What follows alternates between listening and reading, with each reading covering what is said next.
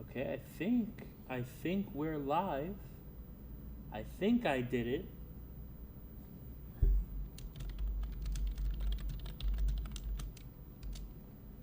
I think I did it. I think I got it. Um Hello. Welcome back, me and everybody else. It has been probably at this point a month. Um yeah, there's a lot of sickness going on, and actually I feel better. I feel better, one, in general, health wise. Two, I feel better knowing that I wasn't the only one that got attacked with a whole bunch of sickness in the past month. Like, man, Cincinnati got hit.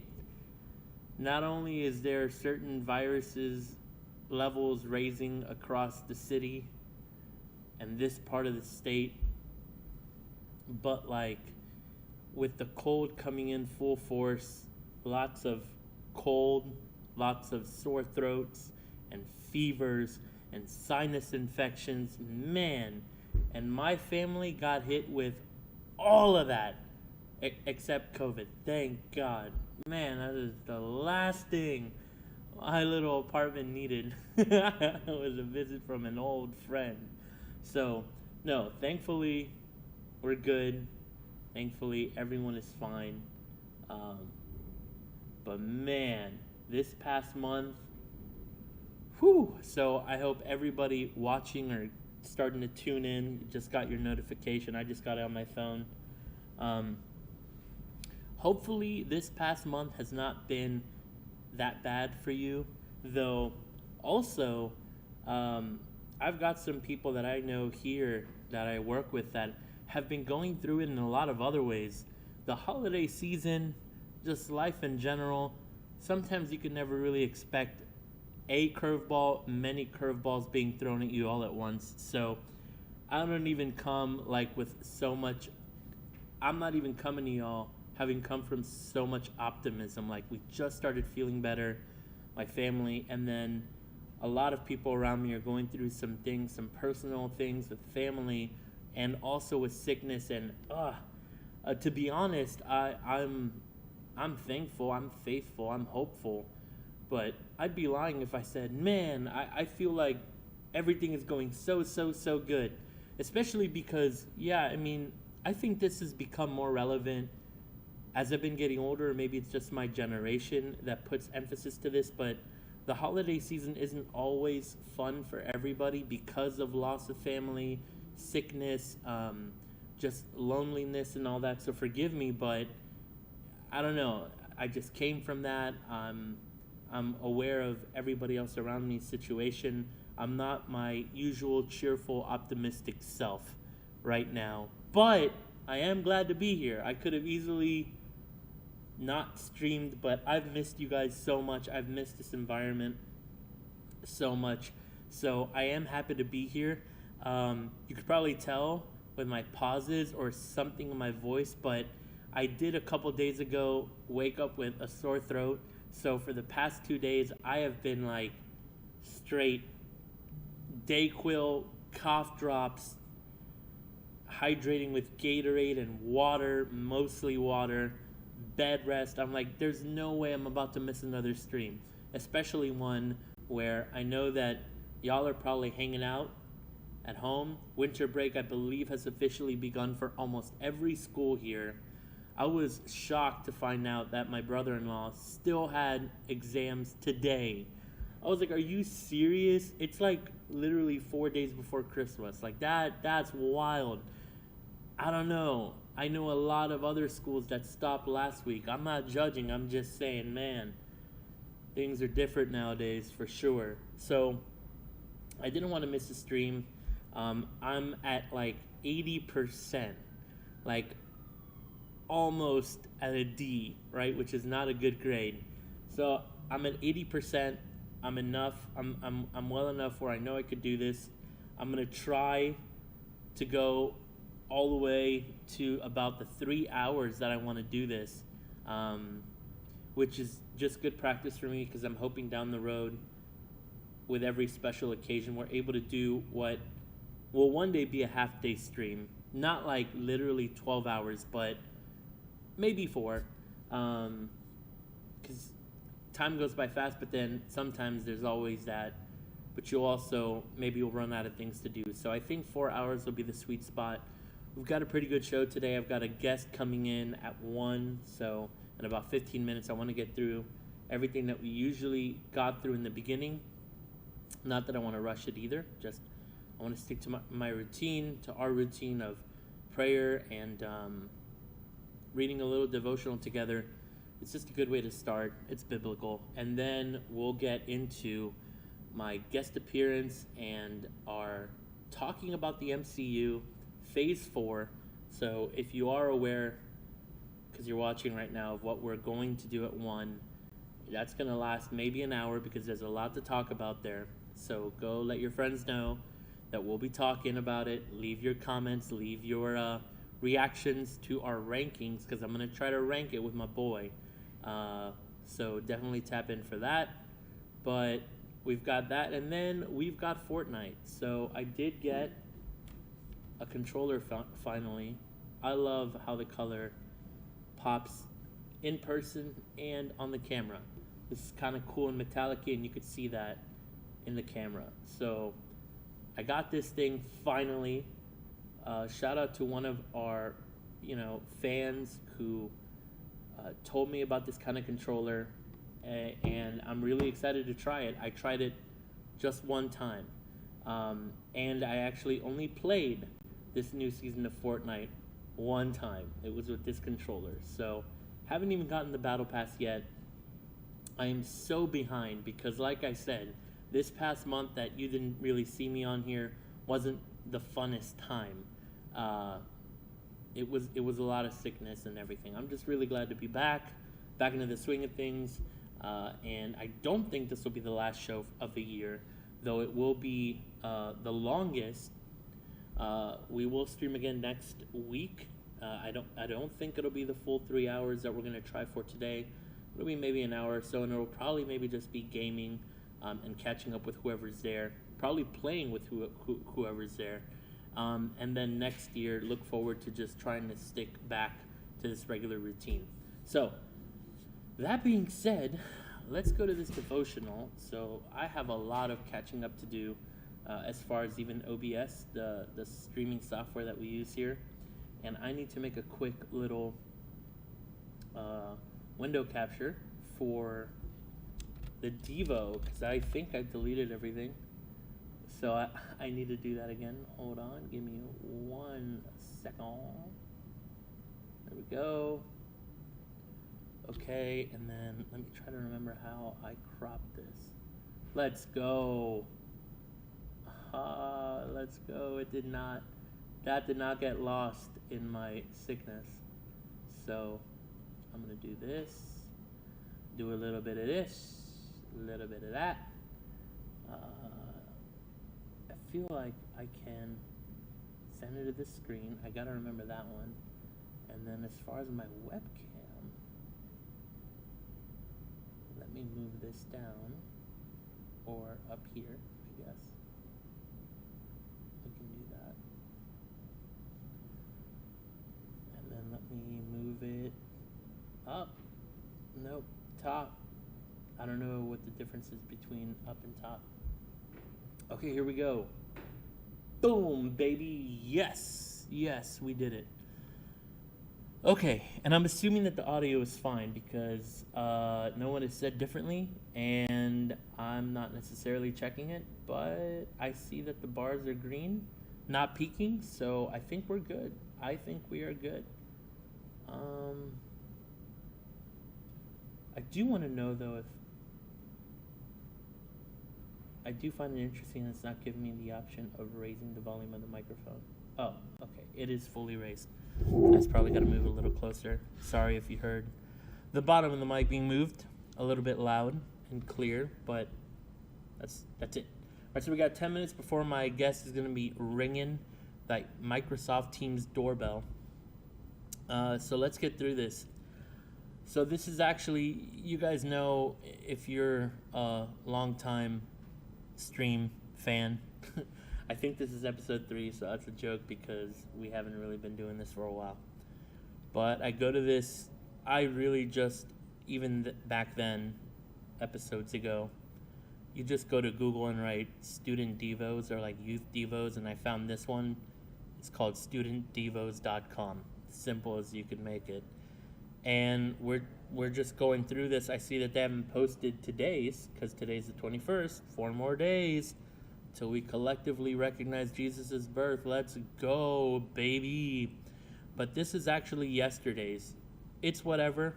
Honestly, it's a devo. You can't go wrong if you're spending some time centered around God's word and some sort of biblical theme, right? And so far, I haven't seen anything here that misses the mark, but we'll see.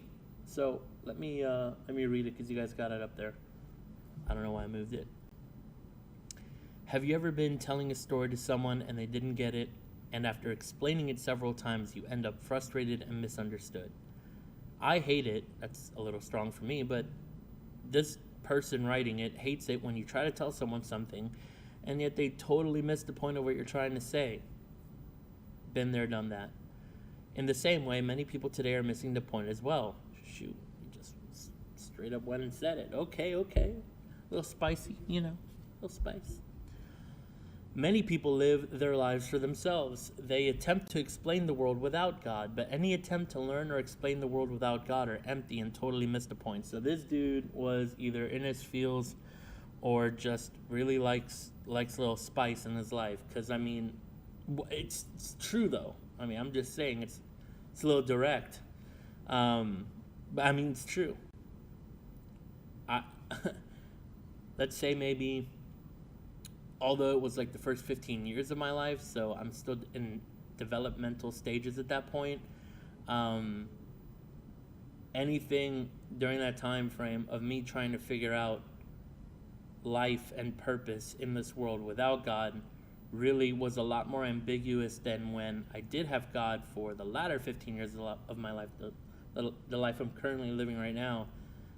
And I can say that there's been a point where I struggled with purpose. I struggled with understanding why the world works the way that it works.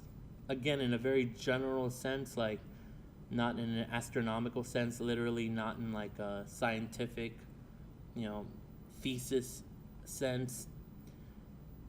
But yeah, on a personal level, I feel like trying to understand things without God leads you down many paths that honestly I think are dead ends.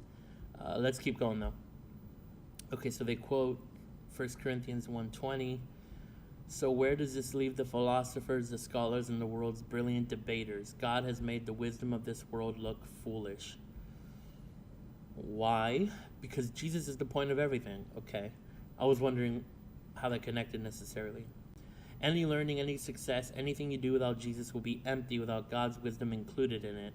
Instead of gaining simply knowledge, decide to gain God's wisdom. Let the creator of the universe help you understand the things that confuse you. Make knowing him, do you guys see that? Okay. Make knowing him your number. What happened? Make knowing him your number. Okay. It just kind of make knowing him your number one priority. Let's assume that's what it is. So today, realize that any attempts you make in learning sports or a job will be missing the point if you don't include Jesus in them. Cute little picture. Okay, and I think that's... Wisdom without God is foolishness. Okay, there you go. Theme at the end. I think this is paired with what we just read, because it's talking about wisdom, and it quite literally says the word foolish in that verse, in that translation. Wisdom without God is foolishness. I would go so far as to say you can't really have God without, you can't really, wisdom comes from God, so interesting wording in my opinion, but somebody once explained it to me that knowledge can be acquired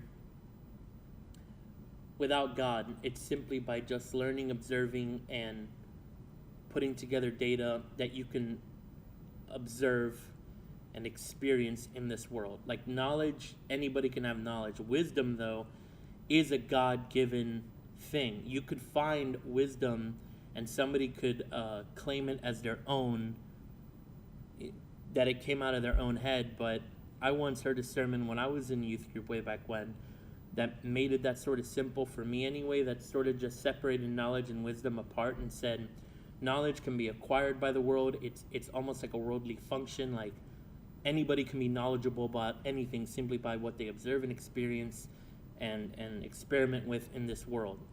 But wisdom, being a godly given thing, can really only be given by or credited to God, because it's almost like otherworldly. It's a supernatural way of thinking and interacting with the world, because sometimes it doesn't make sense. Like this Bible verse, right? Like, and the concept of like God taking the foolish and the meek of the world and exalting them as the heroes of his story. You know, it doesn't make sense to us. No amount of knowledge could really explain that. Wisdom is more profound. Anyway, Gabby in the chat, hello. I am glad you're joining us. You're going to love what we're about to do in a couple minutes. And I'm going to be playing Fortnite later. And I'm not necessarily wanting to go solo. So anyway, we'll get to that at about 2 o'clock. But happy you're here. Go share with your friends. Let them know to come on in. But anyway, to finish this up, like, it's true. Ultimately, what I think the writer of this Devo is saying is it's just really pointless. I mean, and I'm just going off of the same spice he just, put all over this Devo. It's a little foolish to... I'm trying to sleep. Well, I mean, you either put me on mute or... I don't know. You go put on some rain sounds, some whale calling in the background, but don't let me interrupt you. I didn't mean to interrupt your sleepy time. But like, it's really, really, really hard to try to look for purpose in this world or look for any amount of knowledge that could help you with things that can't necessarily always be 1 + 1 = 2. Sometimes some of the ways in which we need to resolve conflict, have peace, make decisions with the right, honestly, what is the right way to look at this situation? What is the best way to approach it? Sometimes knowledge isn't enough. Actually, I'll be so bold as to say, like this dude is suggesting, it's gotta be wisdom. It's gotta be something that comes from the source of the God that intended everything to go well. And that's why the book of Proverbs is really cool, because I believe it was the Bible Project that helped me and hopefully other members of my youth group back in the day understand that wisdom and the book of Proverbs helps us see how to navigate throughout the world the way God intended us to before the fall of man, before it became sinful. There's still a way to approach things, good, bad, and ugly, in a godly way, and that's by adhering to the wisdom of God and seeing it through. And it's not easy, because you grew up with knowledge and advice. That's the other word, like advice of the world, which I almost equate to the same as knowledge. It's something that people just, through their own personal observations and trials and errors, they're going, this worked, this didn't work. Sometimes it's good and it hits.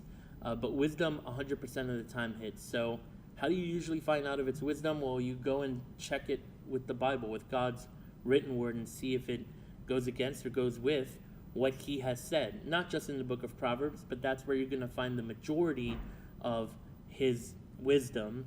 But you could find it through many of the decisions and trials and errors of those that have committed good, bad, and ugly things in the Bible. Even God's godliest of people. So, yeah, I mean, very interesting how they really put a lot of spice in this message, but sometimes we need to hear it that directly. So hopefully whoever needed to hear it said this way, hopefully it hits you in a way, but I've come to put less spice in the way that I interact and talk about God sometimes. And so that's why I was a little shocked. I'm like, I can take this, I can handle this, but it did seem to me like it was really straight to the point. What's up, man? I've got a friend off camera here. What's up? Did they see you? Yep, that's Alex. That's my boy, popping in. Yeah, I'll give you a word of wisdom. I won't even. I'll say it. It's not a word of advice. I'll say it. You want to fun? Not Socrates. You want? Here's my word of wisdom. Here's my word of wisdom for your holiday season. If you still can send in a letter to Santa or whatever of what you would like for Christmas, get you a friend like Alex Grant.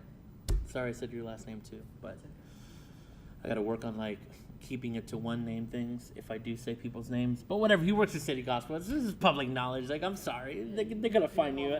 Found you out anyway. So get you a friend like Alex. Like that's Sign-ins on Thursday. Sign-ins on Thursday. What is that even? Sign-ins, like book Oh, no. But you know what? It is wisdom. Get you a friend like Alex.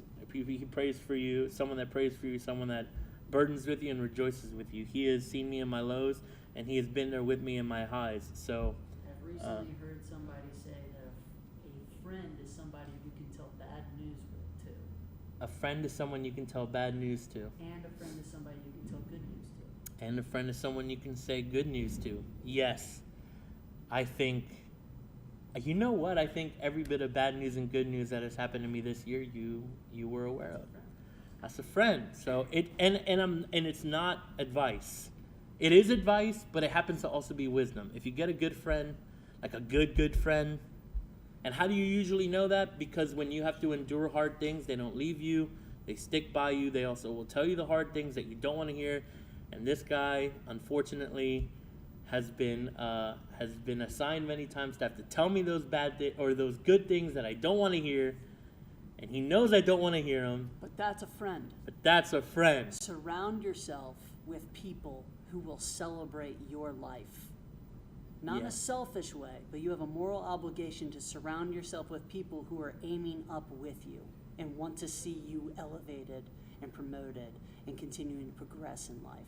That is a friend, and they're not competing with you, and they're not envious of you. They are just celebrating what is going on in your life. That's a friend. Surround yourself with those people.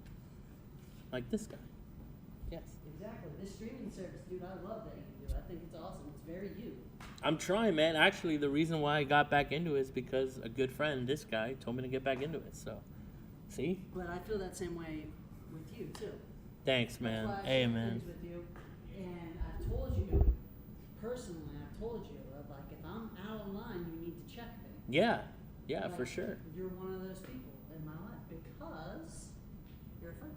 Exactly. I trust you. And man, maybe we should just dedicate some other time in the streams history, just talking about friendship, because I know a lot of you guys have friendships, but man, discerning who's like a good true friend and hopefully that friendship enduring. We should do that. Let's do that. Yeah, let's we'll do just that. sit down, we'll stream, and it'll be like a podcast stream. Where we You'll talk sit about right here with me, man. Our friendship. Yeah, And we'll talk it'd be. about friendships in the past. It would definitely be a good example, you and I, as It would far be. as. But Let's do that. Seriously, let's do that. That would be a shoot. lot of fun. That would Let's be a lot of go. fun It to would be like, awesome. Be a part of that.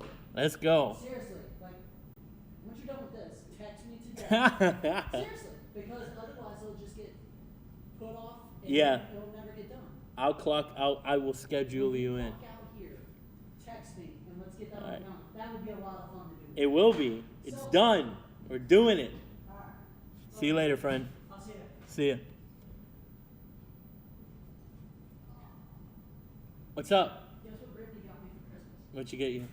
A Fiesta case of Jarritos. How do you? First of all, how do you already know what she got you? Well, so Like we the- do a thing called Saint Nick Night. Saint I'll tell Nick you about night. Saint Okay. Nick Night later. I've never. Yeah, so she got me a case, a Fiesta They call case it a Fiesta case. of Jarritos, and they're all the flavors. It's one of every That single is flavor. So I awesome. have to try every single one. Let's Have you ever go. had strawberry? Yes. Dude, strawberry's legit. Yes. Lime's my favorite. Lime is still number one. Dude, yeah. You know what we should do for when we stream? Lime We should make the case for what is the best Jarritos and why. Well, lime will always be my favorite because it's sentimental for Nope. Spoilers. Spoilers. I'm just saying let's do that. Alright, that'd be fun. It would be great. All right, shout out to Brittany. I'll see you when I see you. See you when I see you. Huh? Text me a date. I'll text you a date. That's a good friend. Find you one of those. I can proudly say that I had really good friends like that throughout my life, and I'm just really grateful that I have a friend like that right now. My stage of life with everything going on, it's just really good. And another reminder of how good God really is, because I'm really not alone. At work, at home, I'm not. It's really great. Anyway, okay, devotional done. Guest is probably waiting, banging at the Microsoft Teams door, waiting to be let in, because for the next hour we are going to be ranking the MCU Phase 4. Pretty much everything that has been put out all 2022. That is all we're talking about. That is it. And then at 2 o'clock ish, I'm gonna say bye to him, unless he wants to stick around. I mean, I don't know that he Fortnites, but we Fortnite with the new controller, and that's what we're gonna do at 2ish. So, but before all that, hold on, my guy. I gotta pray. We gotta be consistent. Hold on. Everybody that's in the chat right now already knows how to go, so they already knew that they should have been dropping in their consolations, desolations, the good, the bad, the ugly of what we want to pray for. Obviously, having discretion, because we don't want to get too private in a public forum. So, I don't see anything. And of course, as always, if there are things that you want to message or a little bit more private, first of all, always go to your youth pastor. Go to them, not me. That is not me. And then you could write it throughout the rest of the stream, and then we can pray it at the end. But always use discretion when you're in a public forum. This is a public forum. There are people that have access to this live chat before, during, after. You need to be careful about how much you post about your life out there. You can write unspoken, and we'll make sure that we just mention your username and say, God, whatever's going on in the lives of this person, we ask that you be over it. We ask that they could know that you are over it, because you are. Even the things that we aren't aware of, even the things that we don't share, you love us so much that and you care about us so much that you're working in it anyway, because you're that good. Yeah, let's just pray in general and let's get into it. God, you are so good. Thank you that I'm already even feeling better as I'm doing this stream, because it's that important. This community that we find here, though it's virtual, it's something. And I know that there are many people that don't look forward to breaks sometimes because they can't go out in the neighborhoods that they're in, not just because it's cold, but because it's not safe, or because they have to take care of their siblings or their parents' work. I get that life because I lived it, and I'm so thankful that you get to like full circle a lot of what I'm doing, and now offering a space that I know kids can connect to, that is wholesome, that can be godly, that is godly, and it's a good way to show them that if they want to do this as a pastime, as a career one day, this is a way to start, this is a way to do it, and to model it after, like in a Christ-like way, because that's super important. Everything that we do, like they said in this devotional, should be honoring you, should have purpose, should be purposed by you. There should be a way where we could easily talk about you and it not be something that we're ashamed to do. We're in a pretty cool country where we get to do that already, so we should, no pun intended, capitalize on that. And thank you that we get to do that here. Thank you that everyone's tuned in. Thank you that everybody's here, hopefully alive and well, and we pray over this holiday season, and we pray over this time that it would be awesome and fun as this stream is going, as this stream is for me and for those tuning in. So thank you, God, in Jesus' name, amen. Let's go. All right, so I have to quickly transition and bring in my boy, which I think I know how to do. And then you got to be patient with me, because the problem is that I am using the audio for the stream and the video for the stream. So he's not going to see me unless he's got the YouTube stream open. But this guy he knows that, because you know what? Fun fact, he did it before I was even here. Actually, when he did it, I was here, but I was his assistant. So There's a lot of talking to hype up a guy that you guys already know and love very, very well, especially if you are an OG member of the Teen Impact family. Ladies and gentlemen, wait, because I got to put your face. Wait, I see it, but they don't see it yet. Hold on. Like I said, you're not going to hear me, but I already know that you knew that, you thought that through, and you just know what's going on. Hold on. Let me now open up a new slide to get your face all up in her. I'm so excited to talk through this. Hold on. Let me go here. I'm gonna keep this that wide open. I'm gonna crop you. Okay, now let me crop you up. Okay. Almost there. Almost got you. I got you. They don't see the transition yet. Hold on. And now I'm gonna put you here in the corner. Actually, no, I'm gonna full screen you. I'm gonna go to the corner real quick. Hold on. We'll make these changes here in a bit. Put you front and center. I think it's control. Yes, I knew it. Getting better at this, guy. Getting better at this.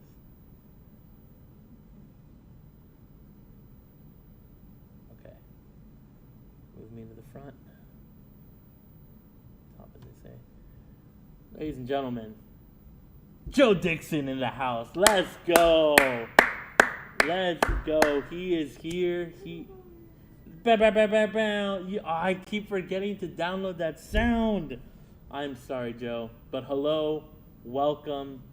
Let's make sure we can hear you in the actual stream. Say something.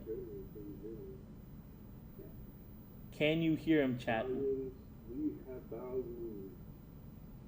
Is there all you? I can hear you. It's just a matter of knowing if the chat can hear you. So if you can hear Joe, I just need one person to say we can hear you or it's not that loud. Talk about it. I can hear you. I can hear you over here, alive and well. You know what I also could do really quickly? We can barely. Okay, good. Okay. This is why we do it. Can we try it again? We got Josie XD being coming in clutch, as they say. What about now? I raised the desktop audio. Bring him up. Gotta bring him up. Audio. What about now? Josie XD, can we get an update? Can we get an update?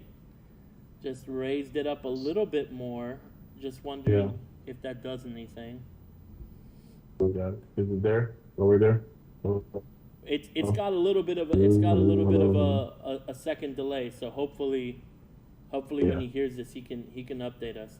What I was gonna say is I got the contingency where I can, plug in to my phone, tune into the stream. Yes, we can hear him now. Let's go, Joe Dixon, ladies and gentlemen. Listen. Talking about being sick this past month, I'll say it, right? It could have easily been put in the docks or like left in the closet, but you know what? Me and Joe streamed, or we had pre-recorded a Wakanda Forever breakdown, which we didn't even get past like the first 15 minutes. But I didn't know until after the fact that he was struggling too. Like his family was hit with a whole bunch of nasty, and so was mine. And so even afterwards, because he was like, "Okay, did you edit it? Like, where is it?" I'm like, "Man, look, it's at work and I'm at home. Like we got hit nasty with the flu," and he's like, "Oh yeah, we've been hit." I'm like, I wish I would have known that, but it's in our nature, both Joe and I, is to like just tough it out, and so. I feel like that's what it was. Maybe one day we'll put it out anyway, but I feel like we could have done a little bit more, and that's what we're gonna do right now. So actually, we're not gonna stick to just Wakanda Forever, but we're gonna like go through the whole Phase 4 since Thanos, right? But I do know that there's some people in the chat and people that are gonna hear this that actually don't know who you are yet. So for the first minute or so, Joe Dixon, director of youth mentoring here at City Gospel Mission. One of the greatest to ever do it. And as long as I've been around plugged into City Gospel, 10 years or so now, he's been here. I mean, it's been that long, right? I've been here since I graduated high school at 18 years old, Joe, and I'm a 30-year-old man now. So I think that's actually about 12 years. 12 years that I've known you, 12 years that you've been in here carrying out the Lord's work. And I don't know, man. I'm in awe of you always. I'm excited that you're here. And I don't know if you want to let the people know a little bit about yourself with your own words, but go ahead. Yeah, I'll give them a quick rundown. Look, I am this is January is my hire date. So every January, every new year is literally a new year for me here at work. And so in January, it'll be 17 years that I've been here. Praise God for that. Amazing blessings. But, been a youth pastor for almost a decade. And then now working in the office with some of the larger programs, had an opportunity to do a lot of the work around teenagers. That's always been my heart, is to impact the teens. The children ministry is typically strong at most churches, or they're making some kind of effort in that. And then the teens is kind of a gray area. Some people invest, some people don't, some people love them, some people think it's a struggle. So I just wanted to make sure that was always lifted up. And so any way that I could build resources around it, I was going to do it. And so that's what I've been doing now, serving in the youth mentoring department as the leader and director of that. And so it's great. It's a great opportunity to advance the kingdom, one, but also help some of our young people move into adulthood, which is always an awkward time. Trying to, who are you going to be in life? Who are you really going to be now that you get to make your choices and get to run with the ball? How are you going to run, and what kind of legacy are you going to start building? Love to be in those spaces and talk about those. So. Awesome, man. Yeah, I think that it was very appropriate that as God was building that heart in me as a teen turning into a young adult, he put a lot of people like you around me. I mean, you, Gary Lumens, Gordon Havens, some of the rock star titans here at City Gospel, but just in general in Cincinnati. Being around y'all as y'all were like in this and still are, I was always in awe. I don't know that I ever won't be. So it's just really an honor to now be working like laterally with you here as another program director. For me, it's a dream. It's something that even as we'll see in these movies as like, it's a lot of Spider-Man and Tony Stark kind of vibes. I'm like, oh my goodness, I'm an Avenger just like him now. And it's every time, man, I get to be around y'all, I'm like, man, I got to keep up. So I love that you've been doing and running with the ball as long as you have. I mean, it inspires a lot of young bucks like me to want to run as ferociously after this kind of work. Because you're right. Even now, as I've been visiting churches around the city that are new to me anyway, it's very true. There's a lot of churches that would either like to, or once they come out of childhood, we got to be raising them into adults. And so there's almost this like justification to go immediately from children's group or children's ministry to adult ministry. And I get the reasoning, but yeah, the reality is I think society has just really etched out the teen space, like very loud and clear. I mean, an adult trying to understand TikTok right now, someone that did not grow up with a phone, trying to understand a kid that was born and raised with one, is very, very hard. Like, it doesn't matter what church, what part of the city. That's what I mean by society is almost etched out a little bit more louder and clearer. No, there is this sweet spot in the middle that needs a certain kind of attention, and not necessarily trying to get those kinds of churches to understand it, but trying to see how we can come alongside any church that needs these resources, because they do understand these kids, they're going through these changes, and We need people that could give an attention to that we don't have the resources to here. We don't have the people. But that's where we step in, right? A lot of the programs here in the youth department cater to that age range. And I am proud to say that we cover everything from financial knowledge to mentoring and the understanding of mentoring to the understanding of volunteering in the city, in your church. We cover all that across all of our youth programs here at City Gospel. So youth mentoring is just another one of those awesome ways to pair up some awesome people with awesome people. And so, I don't know, I'm just really excited for you being able to do that. I guess one more quick question before we get into this. Yeah, go ahead. Yeah, I've always looked at it. I was gonna say, I always look at it too is, we are, our generation currently is the driving passion force behind the move in the church right now. So we're kind of making the decisions of what's going to happen right now in the church. What is to come and what will be our church is the next generation. And so we need to be, not only are they part of our present, but they're also going to be the future. They're the ones that are going to drive when we are sitting back a little bit more and taking things in. They're going to be the passionate people. They're the people that are going to be kind of driving the events and those kind of things. And so we want to invest in them now before we don't have a church to invest in. Because if they're not driving it and we're too old to do it, the church is gone. And that's not where we want to be. So we got to invest. We got to continue to do that because they are the ones. They're the very next step in that driving force and keeping the church thriving and active. Absolutely. Absolutely. And so we understand that here and we get to do something about it. So if you're involved in a church that you don't know if you have City Gospel programming, ask your leaders. And if you want some of your City Gospel programming, if you're interested in it, you know where to find them. You know where to lead your leaders to come find us right here. This whole page has everything you need, all the links to get you connected. So don't be surprised if you don't see Joe again. What's up?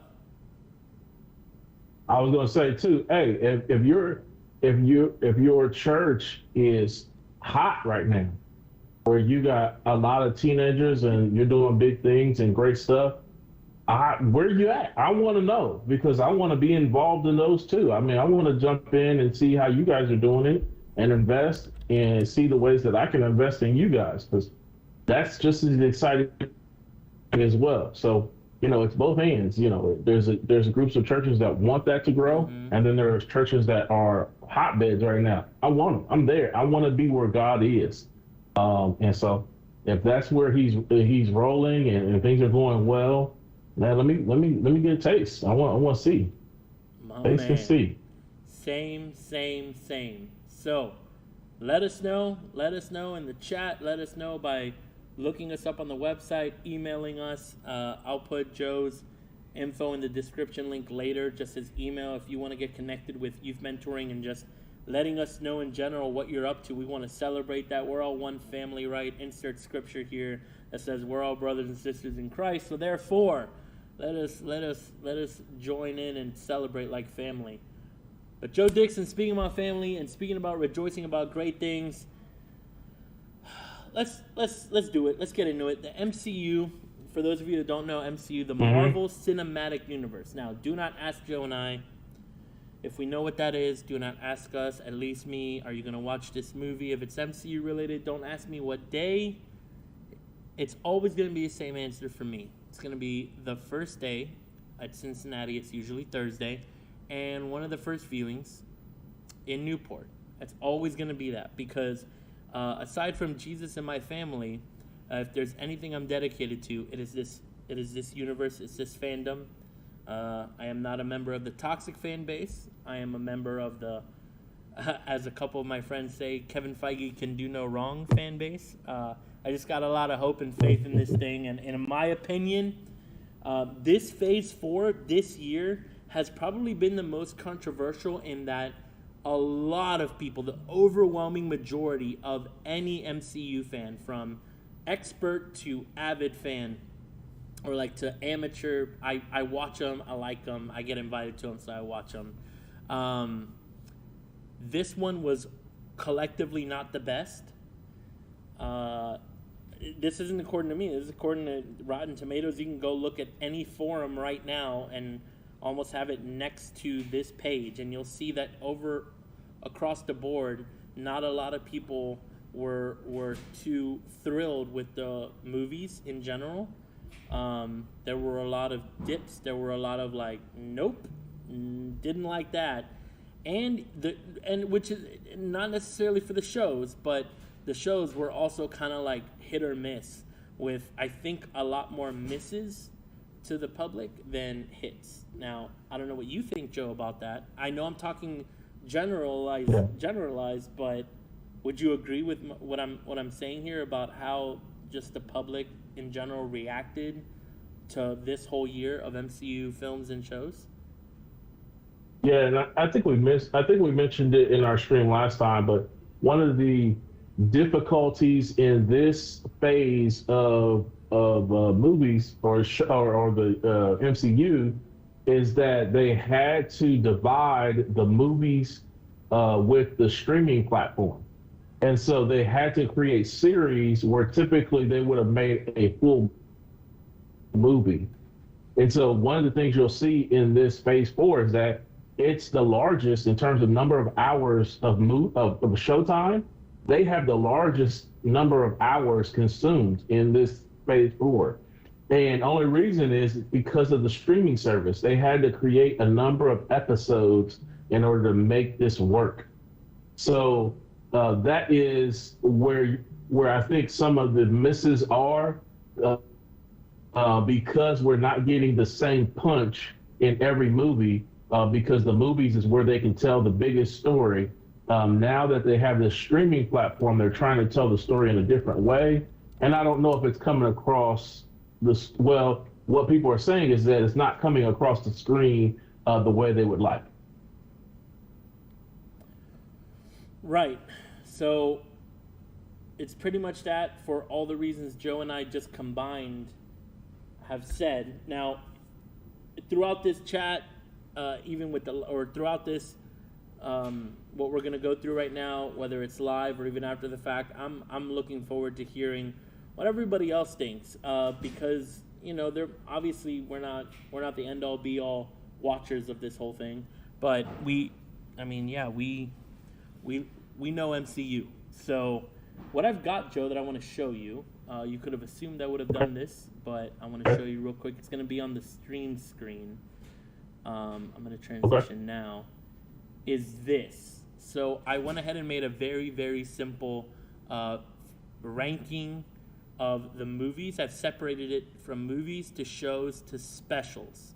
So I don't know if you can see it now. I know it's up on the stream, but what I have is Phase 4 movies, and as we go through talking about them, we'll put them wherever, and obviously we can move it as we think out loud, right? Like, oh, well, actually, now that I say that, maybe we got to move it. But let's go through the movie roster. This is every movie that has come out for Phase 4. I believe Black Widow came out in 2022 as well, right? That was the only one that I'm like, did it come out at the end of 2021? I don't remember. I don't know why I can't remember. But it was 2020, wasn't it? Black Widow? No, 2020, right? Really? Am I tripping? No, it did come out in 2021. 2021, okay. It came out July 9th. So it is the only one that is not 2022, but these are all Phase 4. Actually, no, it's not the only 2021 film. I believe actually two other ones here are 2022. I'm about to say Shang-Chi and Eternals and... That's right. There were several of them that came in 2021. Yeah, Spider-Man was also 2021. I'm tripping. don't listen to anything I said about the Yeah, years yeah. that it was made. What is absolutely true is that after Thanos, all these movies were made. This is everything that happened after that, and not chronologically speaking. Again, we're gonna get into too many specifics here, but exactly, I see Gabby putting in the chat. Black Widow technically happened before Thanos, which is why that one's kind of interesting because it. I guess we'll just jump into it. That's the first one on the list that we have here. So Black Widow came out in 2021. This movie was controversial. I'm gonna go back to Me and You. Let me go back to Me and You. Close this out so they can see us talk about it. So Black Widow came out in 2021. Chronologically, this movie happened before Thanos. This is Black Widow rejoining her family, going back to her roots, getting, even in the trailer, it says like, I got to take care of some things real quick. So this is the only movie in this timeline that the majority of the movie, all of it pretty much, is before Thanos even happened. And so it was controversial for that reason. Like, if we know that spoiler alert, if we know that she dies at the end of Endgame, towards the end of Endgame, why even bring her back? And all the producers, Kevin Feige and everyone was like, no, there's a reason. Like, trust the process. Like, there is a reason. We wouldn't do this if we didn't believe this was gonna have strong implications for the future. And then the movie came out, and everyone was like, okay, where is the value in this post Thanos? Like, we saw it once, twice. That was the general controversy about that movie, was they didn't really see the point. And I won't go into specifics of we just wanted to honor a character that we didn't give a backstory, that was crucial to the Avengers. We did actually, in my opinion, get a lot that was important moving forward. But what do you what are your initial thoughts, Joe? Yeah, I mean, I think it was yes, they did want to pay tribute to giving a backstory to Natasha, but I think it was also about the other characters that they were bringing up, right? So the taking down the Widow Society, I think is that what it's called, yeah. the Widow Society or whatever. Taking that down, but having what's her name? Yeah, Yigalonoff or whatever. Yelena? How do you say her name? Sister? Yelena? Yelena. Yeah. Yeah, I think it was more about Yelena. And introducing her as a new focal point going forward. So I think she's going to play more of a role that's going to be important when we get into the saga. Absolutely, and we've already seen her several times. We also, I guess we should preface this, although it could have already been assumed by anybody that tunes in on the regular with us. There's gonna be a lot of spoilers right now, so I guess let this be the official spoiler alert right here. Like this is it. Like, if you need to stop right now and go, you can watch this later. It's cool. I'm not offended if you watch it pre-live recording, but we're about to ruin the whole MCU for you. At least I know I will. I'm going to speak very unfiltered. Because what I was about to say was in regards to Wakanda Forever. Like, we just saw, what's the Baroness, I think? It's a Julia Louis-Dreyfus's character that was introduced at the end of Black Widow. So if you recall, Yelena is visiting Natasha's gravesite, and we see she's either the Baroness or the Countess. I confused her with the G.I. Joe character, but her name is Valentina, right? Anyway, it has everything to do with a series that they did announce is going to happen called the Thunderbolts. This is literally Thunderbolt Ross's project that he was doing the whole time. Or if it's not the Thunderbolts, it's what some people call the Dark Avengers. Like, all of these Avengers that are almost like the not like the Suicide Squad. I'm trying to compare it to DC, but they're almost like the ones that will do what they know the Avengers won't do. The Avengers that are good old boys, like Captain America's and Thor's and Iron Man's, the ones that don't really want to get violent if they don't have to, The Dark Avengers, the Thunderbolts are there to do that dirty work. And Yelena, although they did get rid of the Widow Society, like she didn't get soft like Natasha, right? Like Natasha says a lot of times, especially in Infinity War and Endgame, like, you know, this is my family, like this is my family now, like we do whatever it takes, like we gotta do this. Yelena does it in her own way. She does it differently. We saw that in Hawkeye. We see that it's almost solidified by her having this meeting with Valentina and signing up for this thing. I mean, and we know that because she was sent. Like, she was assigned, she was given the opportunity to hunt down Hawkeye, and that's pretty much what the latter end of the Hawkeye series is. It's her hunting down Clint and, like, trying to finish him. And then we see that same lady that, like, gave Yelena this information. We see her at the end of Wakanda Forever recruiting, that she now has the role that, what's-his-face played in Wakanda Forever. The colonizer. I forget what his name was in the show, or in the movie, but she now takes his role, which that also solidified. They're about to do something with Yelena. They're about to do something with the agent, the fake Captain America. I forget what they call him now. They're gonna do something with him. They're gonna do something with her. When we see the promotional material, they're gonna do something with Ghost from Ant-Man, the second Ant-Man. They're going to bring all of these guys. I think even Bucky's going to be part of this. And he's going to be like the sweetheart, if you could even make sense of that, because Bucky isn't a sweetheart, you know? So, anyway. So Yelena, introducing Valentina was important. Introducing the fact that it's true that whether it's not just Hydra and it's not just the United States, but Russia was trying to recreate the superhero serum.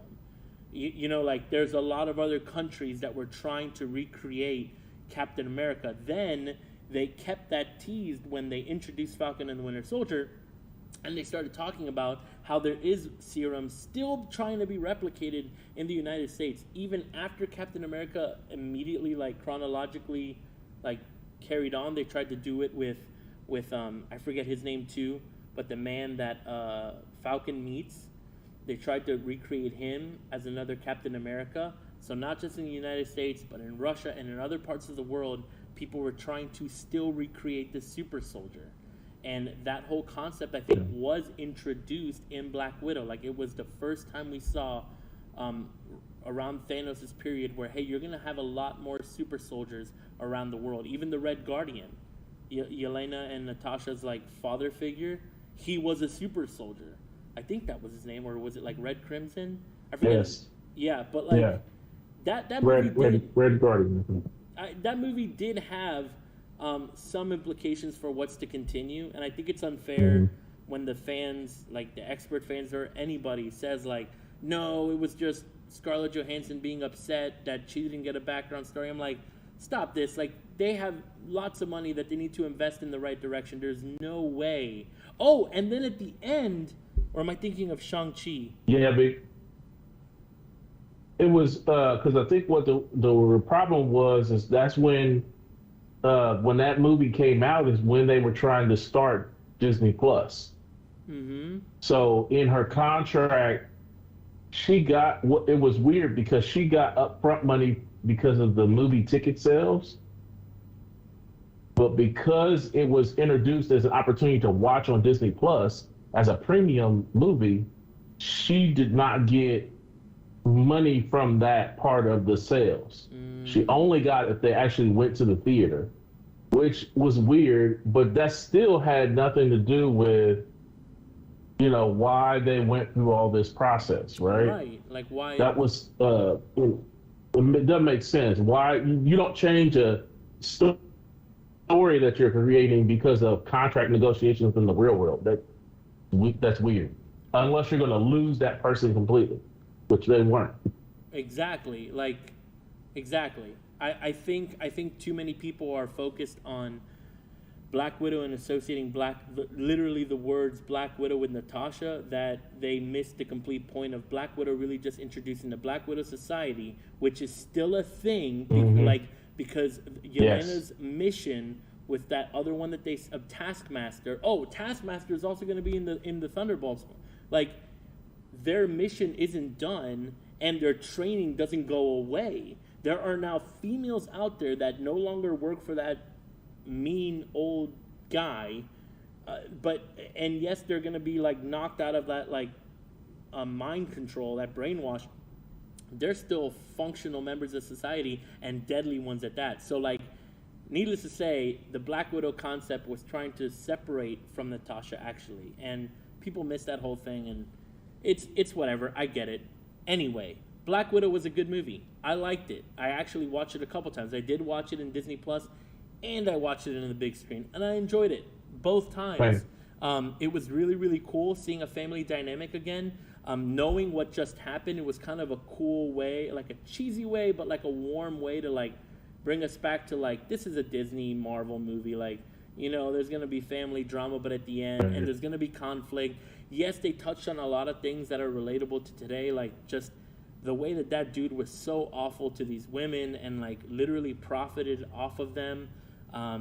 That was really controversial, but really cool to see. I love the way that justice was handled in that movie, and I love that then like it was up to those very women to save the rest. That was, I don't know, that was just very, very powerful. I loved that.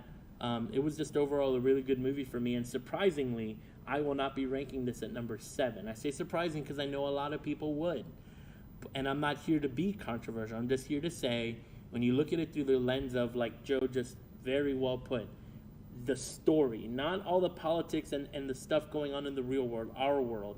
When you just look at what the story was and the implications that come with it, this movie introduced a lot of people, brought a lot of closure to a beloved character of the original Avengers lineup.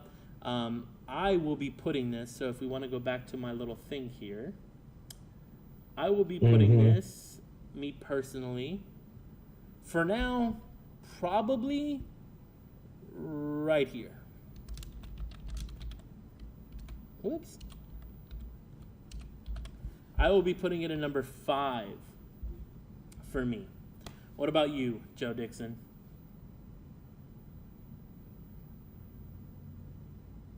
Oh, are you there? Yeah. I don't know. We've talked about this a little bit. You wanna come back to it? No, I'll break it. The hard part about it is I won't be offended if you put it below 5, man. Like, don't worry. We're oh, it's definitely not. Listen, it's 6 or 7. It's 6 or 7. It's 6 or 7. I will say that. That's fine. My struggle is no, it's 6. All right. I think it's 6. I think it had more. It had more direct ties to the overall storyline than Love and Thunder. So I didn't want to give away the fact that Love and Thunder 7, but hey, listen, okay. Some things got to go where they go. And I've watched it again since then, and I was like, yes, this does serve better than the Love and Thunder for the overall saga.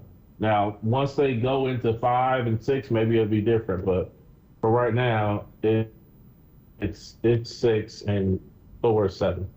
All right. Well, let's move right along. Shang-Chi and the Legend of the Ten Rings, I believe, was the name. All right, go ahead, Joe. You can start this one off. Shang-Chi, what did you think about this movie? Okay, so the obvious things are good, right? What are the obvious things? It was an opportunity to celebrate a culture that many people want to be familiar with, used to be familiar with, have lost touch to these cultures, and so to get that kind of element at a high level, and I say a high level in terms of financial budgeting, that was good. The other part is there is there is a play on how this relates to Eternals and how this relates to why we have the celestial beings and how his Shang-Chi's father got involved in that process. Uh, so that is kind of interesting. So it was good on that part. I didn't fully grasp that the timeline, the way it's developed, the beginning or his father's story was towards the beginning of the overall timeline, and that the end of this battle sequence is towards the end of that timeline. So that puts a better context in how we see this. What I'm gonna say, going off of what you just said, was the beginning and the end of this movie is literally all I needed. Everything in between was a struggle for me. I know that what you were trying to get at, if I understood what you were saying in the beginning, what you're trying to get at, a part of what you were trying to get at was this was revitalizing the Kung Fu era. Like the Kung Fu era of film, which was around before I was born, but I watched all of the Legend of the Fist, like the Golden, like I've watched all of those things. Loved it. This was like a beautiful taste of Kung Fu again. It was awesome, like so cool to see it again and to see it on the big screen, which I've never had the opportunity to do. The fighting sequences were raw. Let me give you a tangent here, just a quick tangent. Yeah, the reason why the Kung Fu era is so important is because that age range who love Kung Fu are the buyers of the world right now. If you look at this year's sales totals, which is kind of interesting, 1/4 of all the toy sales are adults, and those adults are the ones who love Kung Fu movies. Yeah.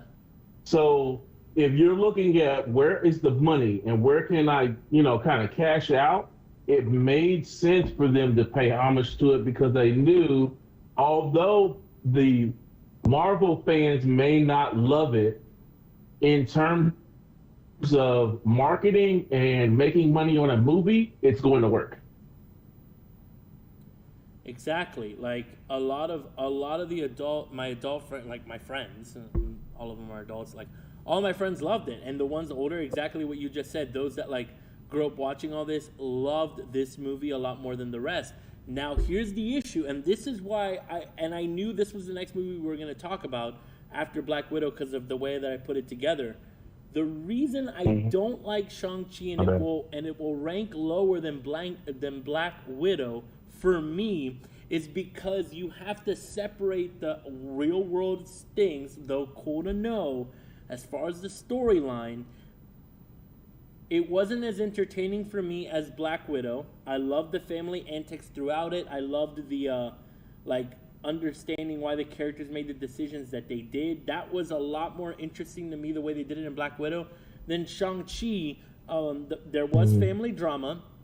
I love the artwork. Look, don't get me wrong. The CGI was beautiful. Like also bringing in that the Asian lore, like folklore, like of dragons and the ways of water, like the ways that nature moves and the way that lots of Kung Fu and just martial arts represent nature. Dude, do not get me wrong. It was beautiful. But as far as MCU content,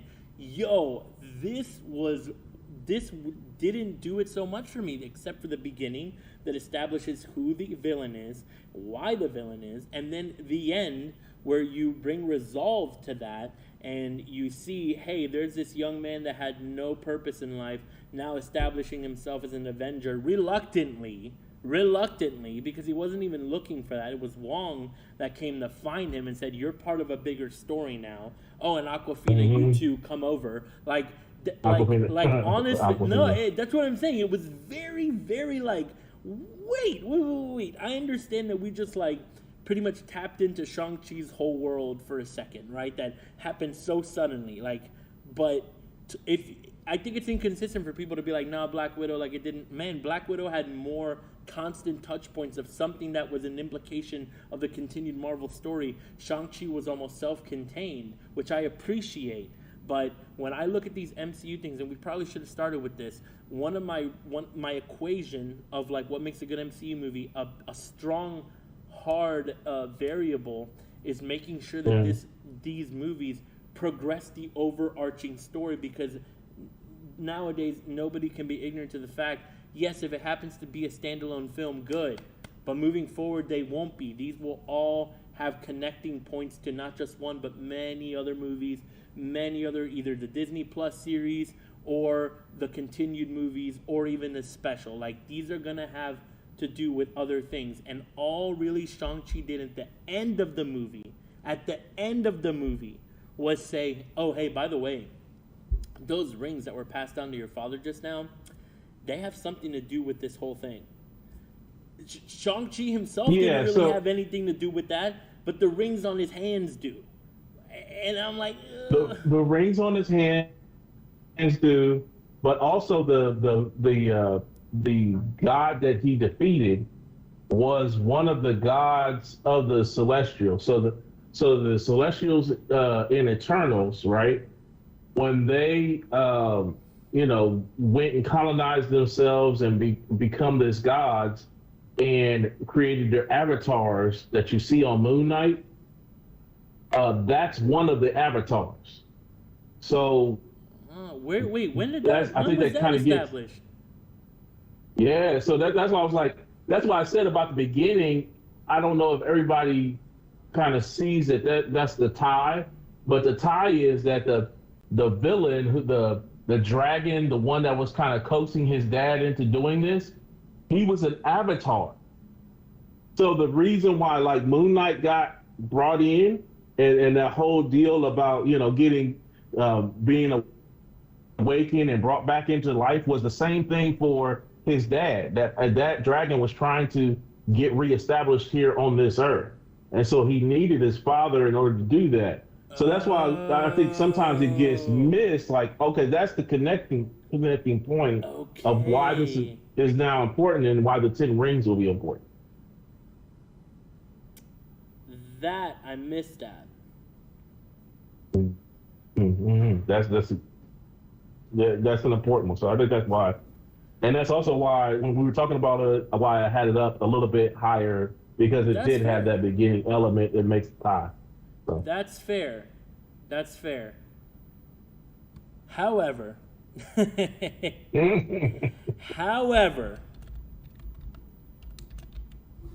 have to stand by it. I've thought a lot about that, and I will say up until recently did I make this change, because what is in number 6's place was pretty much all year down here until recently. Because of what I've understood that other movie to be. But okay, Shang-Chi for me, sorry everybody. I love that movie a lot for the fight scenes and again for the Marvel, contribution to the bigger story. But of the movies that came out, I won't be upset if I don't watch that movie again, honestly. So what about for you, Joe? Where are you ranking Shang-Chi? Yeah, so all those things that you talked about, why people buy stuff, and the kung fu lore and the CGI artistic version of kung fu movies is good for me. So I had it at 5. All right.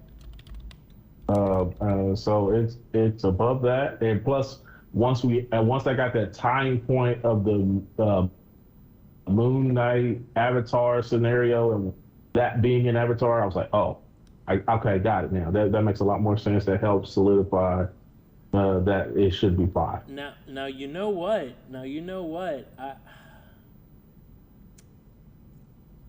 That's wild. That newfound information that I didn't even do, man. I gotta hand it to you and those that did that. I feel kind of foolish, like, duh, we did. That was pretty much the last part of Moon Knight, like the last, or like the 4th and 5th episode. That is exactly what they were trying to do for 2 whole episodes, to get us to understand there are these avatars that are that live among us. Ugh, can't believe I missed that. But thank you for telling me. That's, you know what? If I give it enough thought, that might change the ranking. But honestly, let's go into the next movie. The Okay, okay, Eternals. okay. The Eternals, It man. might give you a reason to rewatch it. Exact. You know what? I am going back home to watch. Yeah, I'll say it. I'm gonna go back home to watch it because I I did read through synopsises before this, going like, let me make sure I didn't miss anything because I'm about to publicly say my ranking system, which not that it would be a secret to anybody, but I'm putting it on Yeah, paper here. buddy. So, and obviously next year, moving forward, we're gonna have to rank these like in a bigger sense, man, which will be so wild to do. But if we're gonna do it, we're gonna do it. But okay, the Eternals. Speaking about the Eternals. Okay, man, the Eternals for me, I understand all the backlash. Up until recent, was it number 7 for me? But I'm gonna safely no, wait. I do know that it's not your last one. You're the one. You're one of those people that I have some level of beef with because I know what your last one is, and I don't like that it's your last one. How dare you put this thing at last? But I don't think it's Eternals, right? The Eternals isn't your least. Is your number 7, right? Oh, how dare you do that? Anyway, okay. The Eternals. The Eternals for the longest time was number 7 for me, but not for the reasons everybody else gave it. Like, the number one reason why the majority of MCU fans said number 7 is the Eternals is because where were they?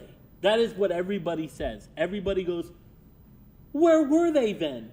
Even though in the first teaser trailer, they answered that. They answered it because they knew everyone's going to get all upset. So let's just already off the rip let them know. And then with every trailer, they put the same like voice thing. And then in the movie, you heard them say it several times. We're not allowed to interfere. We're not allowed to interfere. We are literally programmed. Like it is in their... They literally can move their hand a certain way because they are not allowed to move that way. How dare we, even including myself, talking about like the implications that these movies have for the MCU. The Eternals had a big one. You're talking about Celestials. You already brought them up. We finally saw them. Like we finally gave lots of screen time to Celestials. That was awesome. And we saw how huge and dangerous they were. Like the conflict of this movie was we know that the Eternals know that a Celestial is about to destroy this planet. And literally was coming out of it. That was insane. Like, and if I honestly feel like I gave into, which is hard for me to admit, but I did give into how much this movie was hated across the board. I'm like, oh man, I'm not about to go out here and say that I like it, but even after watching it too, I'm like, man, but there did feel like there was just a sense of like, you're pretty much just getting to know the identity of all these Eternals that 2 of them end up giving up that life anyway. So of all these, like I believe there were 7, right? These 7 Eternals, 1 dies almost in the beginning of the movie. Another one runs to the sun, and the second one, at the end, another one gives up that life. What's her name? Like I forget her name. Sprite. Shout out to Sprite. Anyway, so like they give up this lifestyle and all this, and then all the other ones now finally at the end, alive. They're like, all right, now we got to go like wake up the other ones. So it was like Black Widow, which is why after I went through it again and I'm like, you know what? It does have that family feel. It does have that now let's go activate the other ones. And it introduced Thanos' brother, which also was a reason where when I went back, I'm like, hold up. This is important. Did y'all know Thanos had a brother? I knew that, but like I wasn't expecting to... I didn't... That came out of left field when we Star Fox and Pip the Troll, his little dude. I did not expect that. And that's huge because what that told me immediately was, oh shoot, the powers that be are really, really going to stick to some source material here. I wasn't expecting them to bring one of his like half brothers into this and then like go so far as introduce his little troll. I was like, yo, and I don't think we're not going to see them. Like, I think we're going to see them again. If not in Eternals 2, which I doubt is going to be justified because of box office sales. We're gonna see him again because there's bigger threats out there. And yes, my half brother Thanos, he was a piece of work, but we report to higher powers. Our parents were reporting to higher powers, and there are a lot more. And then we saw in Thor: Love and Thunder, like there were malevolent gods or gods that really didn't care.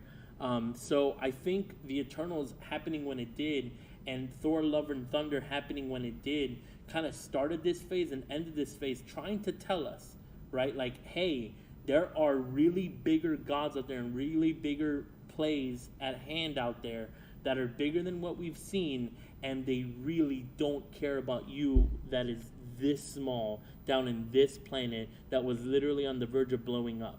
Like when I went back and saw really how this had bigger implications, I'm not saying that Shang-Chi's was less than that. It had more though. That's why I moved it. I'm like, the Eternals had a lot. Oh, and of course, the teasing of Blade, the teasing of Blade, for anyone that didn't know, at the end, when this dude picks up the sword, and you hear an off-screen voice, we hope that it continues to be Mr. Ali himself, but y'all, that was Blade. Like, do you understand how... We've been waiting for Blade to come back because Blade was like one of the few movies of Marvel that we had back in the day, and it was so good. I shouldn't have watched it when I did, but it was so good.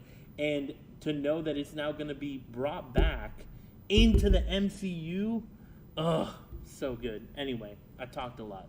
Joe, The Eternals. Tell me why it's ranked at least number 4 for you, because obviously that's a good thing. Right. Yeah. So here we have we needed a little bit more of understanding of why Thanos is doing what he's doing, other than the fact that he's trying to, other than the fact that he wants to rectify the world of its gluttonous behavior, right? There has to be something else that ties this in. So to understand that there's another backstory that ties in the last phase to this phase makes Eternals then more important.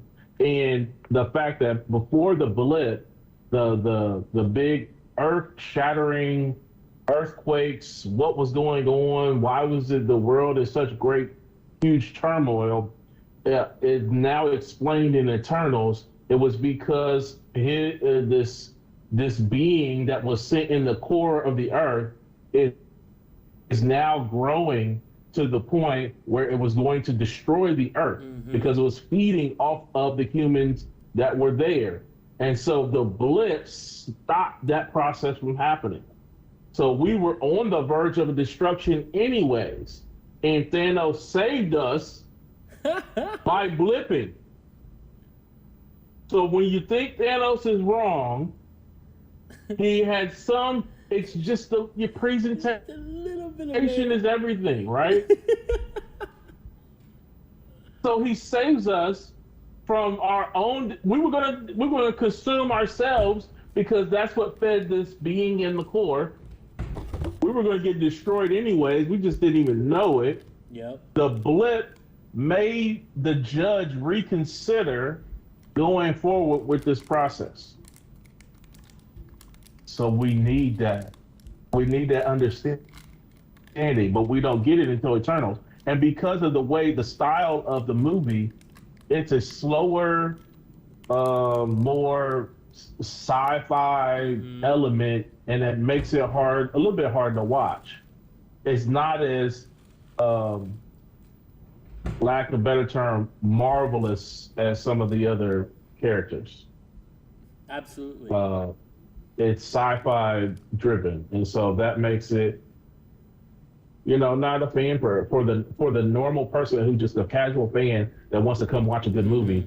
Sci-fi is not always the flavor to go, and if you want to make money in the box office. They knew it was gonna be a movie that was gonna get that backlash because it's the first one that was completely sci-fi, very detached.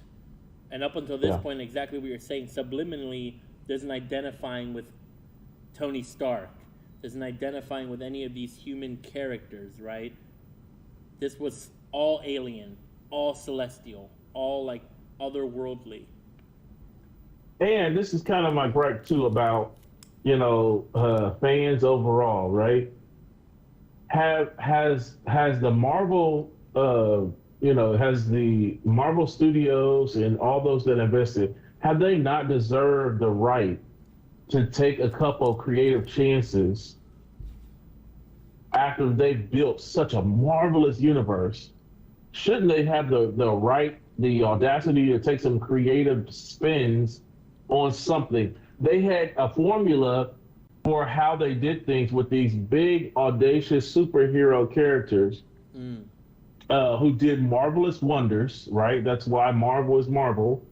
And to take a step back, and they've got people in the room who have other creative bends, and it didn't really fit the style and the format that they had before. But they said, "Hey, man, in Phase 4, you go ahead and run with it like that. Go ahead and take a chance, and let's see how it does. Let's see how the all sci-fi movie turns out, right?" And so you've got them taking some chances. Blade is going to be another one. Hello. It's when you see Blade, it's not going to be like all the other ones. Oh no. So people need to get ready. If you watch, if y'all watch the vampire or the Dracula movie, The Werewolf by Night. On Disney Plus, right? And you didn't watch that one, or you weren't a fan of watching it, Blade is going to be tough. Okay, it has that flavor to it. So y'all better get ready, because I appreciate that they're willing to let their artists and their people who are producing these shows take a little risk, take a little chance on displaying themselves creatively in this process, and not go for the cookie cutter, marvelous superhero character. Absolutely, which is what they did with the Eternals chronologically first, right? Because I believe after Black Widow, it was the Eternals, right? Before Shang-Chi? Mm-hmm. So you're right. I mean, this is the first of that direction that you're talking about. So, Yep. all right. Yeah, the Moon Knights of the world. So let's take it over to the ranking. I think I had already said it, but yeah. Eternals is down here for me. That's not to say it was ultimately bad. Shang-Chi either, but when we go into the top, 3, it doesn't pale in comparison. However, for you, is it here in number 4, or? Yeah, it's 4. Yeah, it's 4 I'm on. I was like simultaneously in my head trying to reason what your ranking might be, and I'm like, that has to be 4. There's no way this dude's about to give it the top 3 spots. All right, well, that being said, we're about to really get into the last controversial part of this whole thing, and unfortunately, because I want to be respectful of your time, I think we got a part 2 and part 3 again, depending on how you're talking about this, because there's just so much to say. Especially for this next... You know what? This next part's just going to be a lot of me wanting to hear a lot of your justification. Because I'm like, come on, man. Like... And Josie, I get it, man. But I know for many people it's a tough one to watch. But again, it has significance. It has purpose. Where this next one we're going to talk about don't have the same purpose. Stop. That's no. They gave you a cookie cutter. No. Let me try to give you some Phantasma, and it was what? How dare you? I have come to realize I am probably the only person I know that would rank this next movie higher than anybody else I know. Obviously. Because it just hurts. And I'm going to say, the only thing I'll say, because again, a time, and let's give more time to movies that we won't disagree with. But I saw Love and Thunder on screen, and I saw me and my little Grogu. And so I know that there was probably a bias there, but I will say outside of that, this movie showed something that we needed to see moving forward at the MCU. I mentioned it earlier. So again, I'm saying, despite my bias of seeing Thunder or Love, and she was awesome, we saw a Beyonder. We saw not a Beyonder. Beyonder is an actual entity in the MCU. We saw, what was the name of the Infinity? What was that last being that Gore was trying to find? I think it's Infinity, right? Anyway, like we saw a continuation of what we saw in the Eternals. We saw all of these gods now. Like we stepped into the god realm. Literally, we were in the chamber of the gods. We saw Zeus. We saw the teasing for Wakanda's, or we saw Bast, yes, but we saw Talokan's serpent god, actual god. We saw the gods. Yes, we're talking about Thor: Love and Thunder. Like that movie, aside from my bias, we saw these beings that you just said we're about to have to get used to. A lot of the MCU movies, this next phase, we will see more of that. We've already seen the trailer for the last Guardians of the Galaxy movie. We know that we're going to move into Kang the Conqueror with Ant-Man in the Quantumverse. Like, everything's about to look really, really, really weird. Like, despite how small we get or how big we get, it's about to look like what we just saw in Thor: Love and Thunder. I get that the plot was very dry. I get it. I'm not going to sit here and try to justify something when I'm the minority. And I get why I am.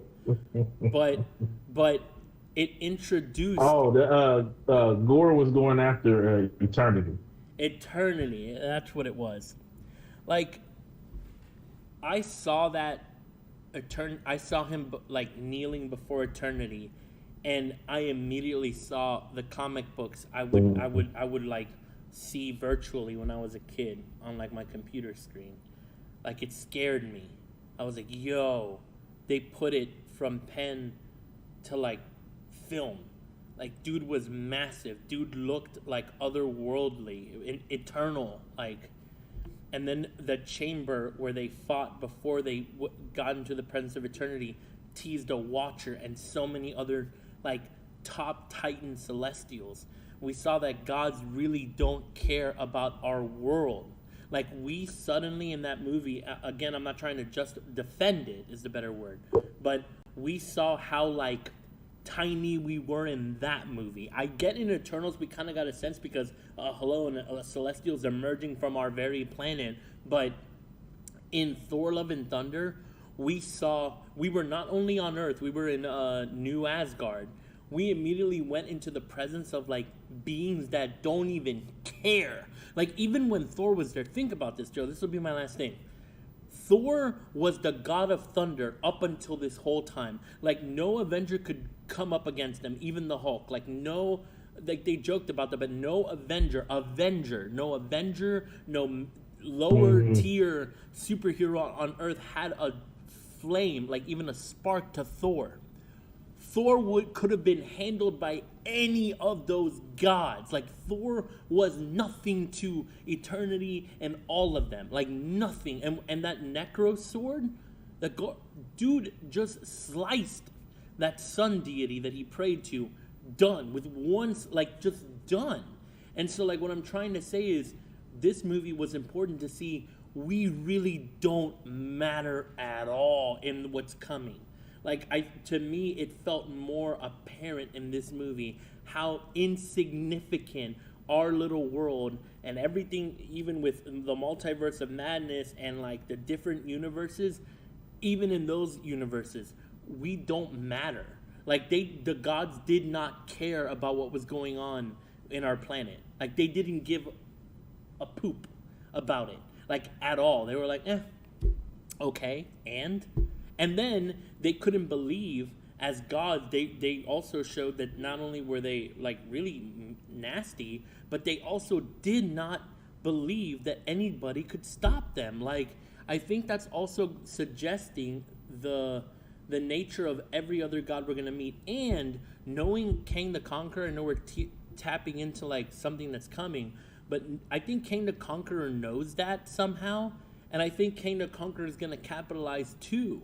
Like where Thor had to try to like reason with gods and be like, please just believe, like give us a chance. King the Conqueror is gonna see that attitude of gods and deities bigger than him and go, oh, y'all aren't gonna give me a chance, so I'm just gonna have to play by your rules or get nastier. And I don't know, I just all of that, despite my bias, I'll admit that I have, was very important moving forward. None of the movies that we've seen have we seen this much exposure to the reality of how things beyond our size care, matter, function. But tell me why you and the rest of the world want to bring this down lower than Black Widow, because I just can't believe that. So, the reason why you're in awe is also the reason why I was like, oh, this ain't a big deal now. Because what we saw from Kang was this thing, or even the Watchers, is debunked. They not real. They ain't real anyway. They ain't but a bunch of robots. They're just posers for the real thing. Okay? So I'm not worried about them because there's something else. And if Kang already knows that and or thinks he has an answer to it, I'm more worried about Kang than anybody else. So if it wasn't Kang at the end of that movie, so that's Thor's problem. Right? That's for Thor to figure out. What was troublesome about the movie is the thing that they tried to make work in Ragnarok, which was kind of difficult, was this thought process that people are going to fall in love with this 80s romance style of movie. 80s romance rock and roll movie. Mm-hmm. And it was a whack rendition of it. It was just bad. Are you talking about Ragnarok? Ragnarok teased it, but what they gave was full on in Love and Thunder. Oh, yes. It was like, hey, what do you guys think, huh? How about this 80s romance rock and roll, huh? Are you digging it? Yeah? Bring all of it in on this one. I loved every second of it. I'm going to lean in on this 80s rock and roll. And it sucked. It was bad. It was bad. They just missed. That's not what I want to, if he is the God of thunder, I just don't associate that with the 80s romance rock and roll. That's fair. Keep me with the Valkyrie, Viking type-esque. Keep me over there. The majority of what I heard was that like just trying to keep it with that feel when they should have just stuck with the mythology that we did see the perfect opportunity to do, that we were about to see all these other gods on screen. They stuck to something that they wished would work here, and it didn't. I get it, and like I said earlier, I can't go against the majority of everybody saying this. I could. I mean, I am still, but yeah. I can't say, like, be ignorant to your guys' points. Like, it's valid. And I respect it. It's still, I still rather watch that than most of the movies that are out here in this world. I'd rather watch that one. But, and only because, again, I respect I respect Marvel Studios enough to give them that leeway, but when they miss, and they miss.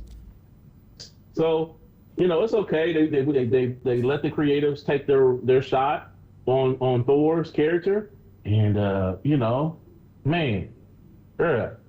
What I'm concerned of, I don't know if we want to talk about this part of is the concerning piece with Hemsworth, and Thor character itself, where that's going. Did you see the other, things? And I'm talking about the person that plays Thor, so much about how this plays into his illnesses and potential of having some illness in the future. No, I didn't know that.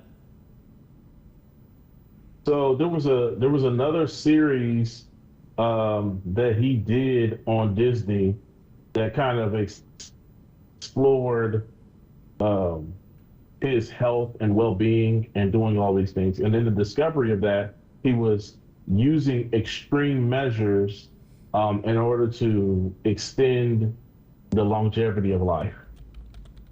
The downside was he also discovered that he had a rare gene that, because of that gene and his mom and dad both having it, that also meant that he would end up with, was it Alzheimer's? Oh wow. I think it was Alzheimer's. Wow. So that kind of put a turn on, okay, well, what does this mean overall? And, how you said this, and now is he second guessing, going forward with this kind of, work? Is he going to take a step back and, throw himself into his family? Because now that's going to become the emphasis because he knows what's looming ahead. Like, kind of threw us for a loop here, where it goes in terms of him and being the character overall. Interesting. Well, one thing I find solace in is because they introduced other gods, because they introduced him now being a father figure, I mean, there's some way that they could hopefully salvage, not salvage, they could somehow bring closure to him without having to do what they unfortunately had to do with Wakanda Forever, right? Like, it was, man, that was a hard stop. We had to work around that tragic situation. I believe there's still time to somehow justify that, even with an on-screen appearance, one final one, because one thing that they have made clear too is that the old Avengers are officially come and gone. Like, we saw Hulk in She-Hulk, but I believe with what you're saying now, that might actually drive more the point of trying to just get everybody to move on, because we don't want any more tragedies to try to not work around, but try to have to pick up the pieces for on screen, pick up the pieces, for sake of the screen and the storytelling that they've had been going on for years. Yeah, all this is true, so they're gonna have to do something to bring resolve to Thor, as sooner rather than later, is what I'm hearing, because he's getting older. All of them are. Mark Ruffalo's getting older. Chris Hemsworth is older. And I believe those are the remaining Avengers. Well, Clint Barton, I mean, the actor's getting older too, but I think they've brought a level of resolve where I think he no longer has to pick up the quiver. I think he knows that the new Hawkeye can take it from here. So, anyway. Yeah, I do think they will have more, obviously they know, and they don't have him scheduled. I'm trying to remember when they're scheduled next. Is he in phase 5? Yeah, but no, this was supposed to, I think this was supposed to be his last one. So that's what I'm saying. I don't think there's a commitment to continue for him anyway. And not that I heard. So he didn't have a part in Guardians. Right. 3 or No. Guardians 3. No. Okay. So yeah, so that I mean, yeah, because that was going to be it's going to be difficult because even because you think about the 5 if he does take a step back 5 really doesn't have anything to do with him. The only time he would really come back is in phase 6, which means that's 2 years from now before Mm-hmm. they start recording that kind of content. And that's where you're going to see Deadpool 3, you're going to see Mm-hmm. Fantastic Four, but you will see the Avengers. So will that be Valkyrie that plays that role, or what does that mean for the saga Well, overall? it could be somebody else. Again, I mean, I don't know how they're gonna swing it. I don't know how they're Or gonna swing it. is it what happened at the end? She's out, right? Right, right. Lady Yeah, Mighty she's Thor out. is So out. Mm-hmm. yeah, So it could. I was about to Mighty say Thor's out. somebody else So could yeah, pick it up. Somebody else could pick it up. I guess we'll see, man. Honestly, it's just speculation at this point. But let's put something on the board to wrap this up because we're not even at the best part. Oh, this always happens with us. so let me I make it easy. Arturo's going to put him up there. Probably at 4. I'm at 7. You know, Love and Thunder's at 7 for me. Y'all already explained all the whys and all that stuff. Arturo's probably gonna put them at 4. That's exactly maybe. what happened. Yeah. So let's get. So we got 3 left, right? Do we have? You got time to? Do we need to? You want to just shot them off and then we can talk about them, or do we want to part 2 it so we can shoot them off later? How you want to do it? We can part 2 this because I know that I told you an hour. I told these guys I'd be jumping in to play some Fortnite right now. Look, we knew it was going to come down to these 3 as the top 3. So I think the next episode, a part of it, can just dedicate it to closing out the movie portion by saying why you would rank these 3 in the order that you ranked them in. Because you know what? I don't even have a clue what the way you would rank these last 3 would be. I mean, we're talking Doctor Strange, Multiverse of Madness, Spider-Man No Way Home, and Black Panther Wakanda Forever. That I have no clue how you would rank that. So I'm eager to find out. I don't know that you have an idea of how I would rank it either. Because of these 3... I know for certain how you're gonna rank it. You really think so? Let me remind you. Okay. Which of these 3 are... You might have a clue. Yeah. Oh, wait. Well, look, I would just say this to everybody, including Joe. I've never historically been the biggest Spider-Man fan. I've been a fan. I was the biggest fan of Tobey Maguire's Spider-Man, but and the '90s cartoon. But at no point in my life, if anybody asked me what my favorite superhero was it any of these? Was it Spider-Man, Doctor Strange, or Black Panther? Never. In the MCU, of these 3, none of them were also my favorite either, ever. So I'm just going to say that, man. I mean, you could have a clue based on what I said, but I don't know, man. There's a lot to consider in this one. So, yes, let's part 2. What is the top 3 best movies of Phase 4? And you know what? We might try to squeeze it in before the new year. Before January 1st, let's try to get one more stream in. Get you in here just to talk about this real quick. And then we'll have to wait for next year to talk through. I'm going to show you what I had here as well. To talk through Good ones. The shows, right? Because that's a whole thing. The shows is a whole thing. And then I gave a special separation to the special presentation because my understanding is we're going to have other special presentations because in my opinion, and over here, where I'm at, Joe, well received. Both of these were well received specials, man. Werewolf by Night was amazing, and the holiday special of the Guardians of the Galaxy was so wholesome. I watched that back to back. I watched the Guardians of the Galaxy thing, again. I watched it And then I was like, I'm gonna watch it again. It was so wholesome. It made me feel so good. So I made those And they seven. dropped a gem. I talked to Arturo about the gem that they dropped that I thought was very cool in Guardians of the Galaxy Holiday Special. So if you haven't seen it, I would suggest watching it because they do drop one. Um, and it does tie into the overall Mm-hmm. phase, even though it seems like what could they possibly put into a Christmas special? They do. They drop one. It's good.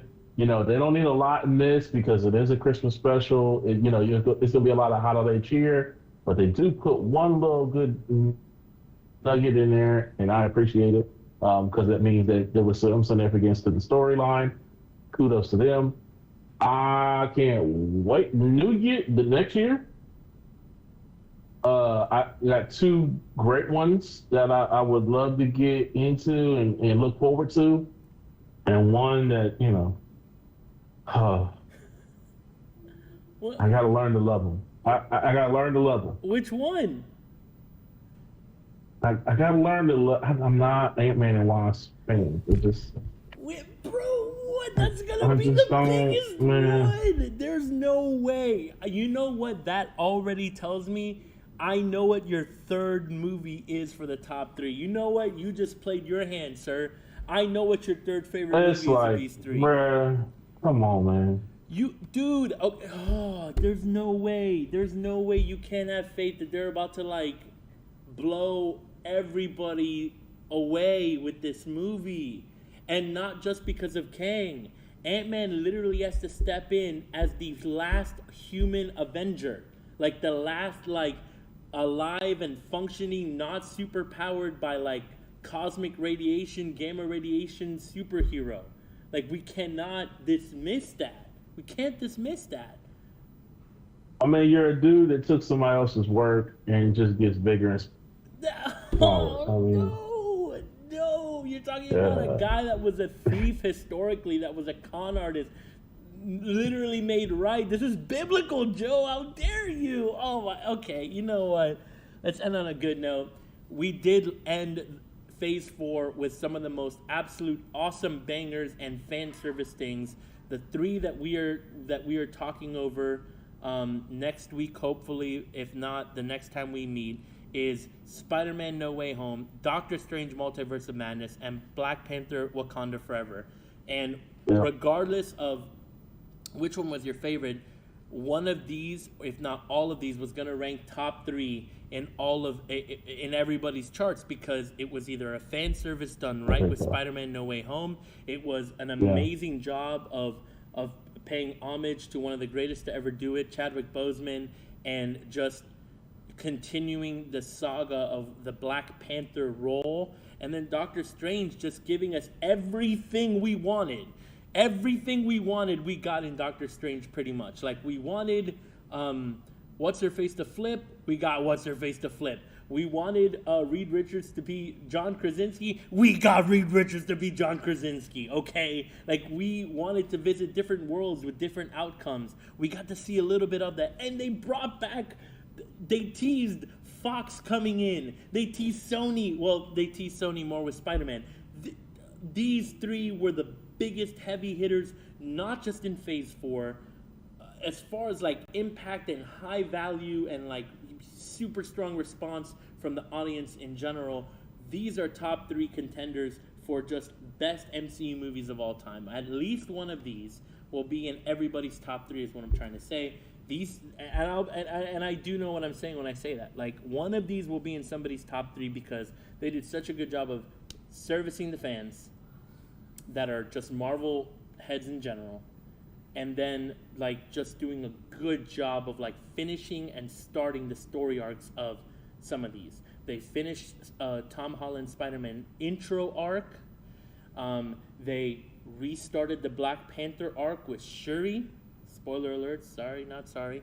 And now it's like, what do you do when you did kill off the strongest human threat that was Wanda? You brought resolve to someone that could have easily snapped the neck of every living being in our planet.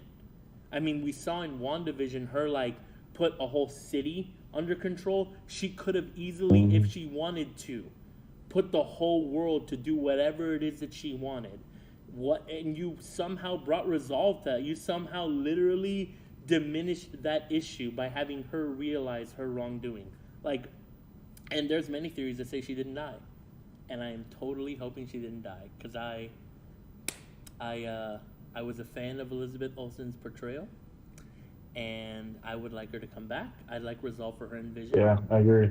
I'd like resolve for her in Vision, and I'd like to see her be as goated super powerfully for good. So, with that, Joe Dixon, ladies and gentlemen, this is not, let me be clear about this. This is not the last time we're going to see him. Because whether it's on the stream or in person, coming to your church, or you coming over and getting to meet him with some of our awesome programming done all throughout the year. And there's going to be a lot that we're doing at City Gospel in 2023. So if you thought this was all cool, wait till you get plugged in and find out everything we're doing in the beautiful city of Cincinnati through all of the programs that we get to run here in City Gospel. Joe Dixon, don't be a stranger.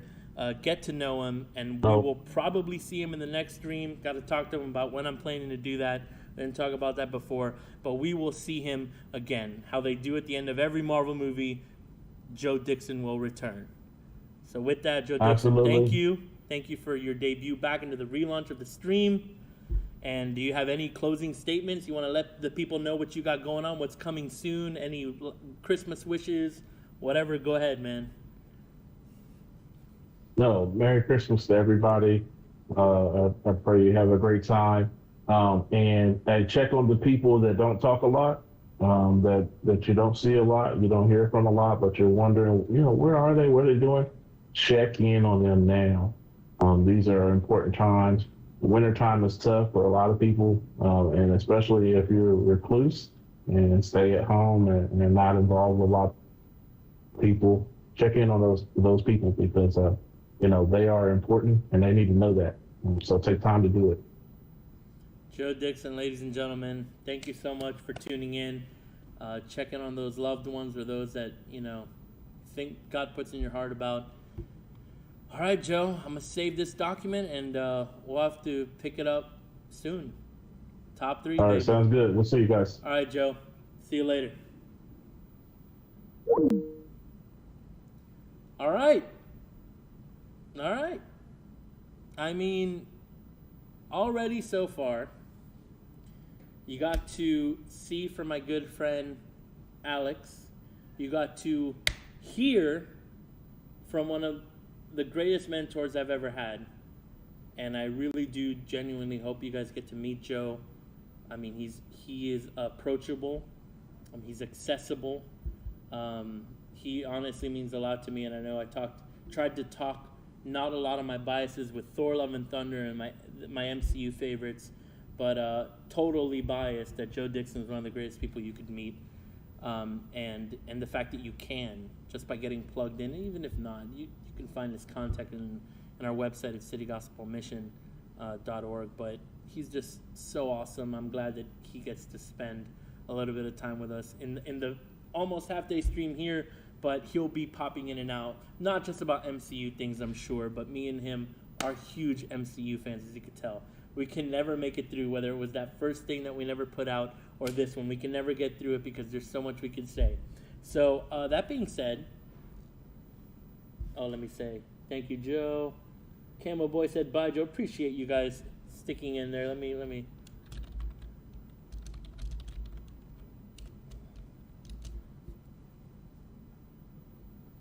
go ahead and tell him that. Well, if you made it this far, I know why. It's time. The moment so many of you have been waiting for, and I know that. Listen, I know that because some of you literally are like going in blind faith, man. Every stream going, this is it. This is the one. He's going to do it. He's going to do it. Like, I know so many of you have been waiting for this moment. And I appreciate you and I love you for it. And God is so good because it's here. It's here. finally, I mean, there is literally nothing that can stop what's about to happen. Nothing. It is here. Like, it's done. It's done. Going into the search bar right now to pick up the Epic Games launcher. And I'm clicking it as we speak. It's loading as we speak. Yes, it is a glory. Camo Boy 43 in the chat. Absolutely beautiful controller. Like, when I tell you that God is good, I mean, you already knew that. For the past hour and a half or so, probably longer, you've been known that, right? For the past years of your life, you've probably known that. I have. But look at this. Look at this. Look at this. Like, just the metallic little D-pad here. A nice pink into yellow fade. The cool little alabaster white buttonry. It's a nice controller. It's nice. But look, my beautiful people. You can tell how I'm excited, and honestly, that hanging out with Joe just really got me excited already. Like, I'm like, dang, we just talked about this. We've been waiting to do this, and we did it. I'm so excited. The only bad news I've got for you guys. I'm sorry, I gotta say it. Is I gotta take a restroom break, which is fine because I got to install some things. Well, no, I don't. But anyway, just wait right here. Let me go quickly take care of my stuff, and it's gonna be fine. It's gonna be fine. Like, just. We're here. Look, we're here. Look, let me show you. Let me show you. Relax. I get it. Hold on. I know. It's reconfiguring a lot, so just hold on. My screen is freaking out. Okay, just hold on. Just hold on. There's a lot going on. I get it. Just hold on. Okay, there you go. All right, we're here. We're here, y'all. We're here. You hear that? Did you hear that? I mean, we're here. Here. It's done. It's done. Now, my screen is acting up on this monitor, but we're here, okay? This is the first time I'm doing this live stream. It's gonna be a little hiccup. It's just gonna be a little hiccup. Like, that's all it is. Okay, that is all it is. Call this Fortnite. Okay, now that's the problem, is it does that. I gotta make this.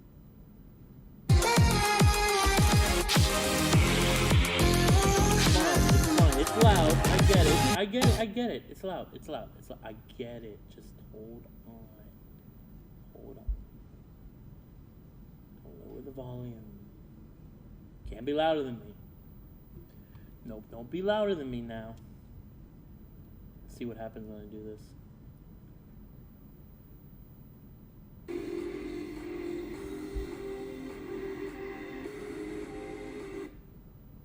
Oh jeez.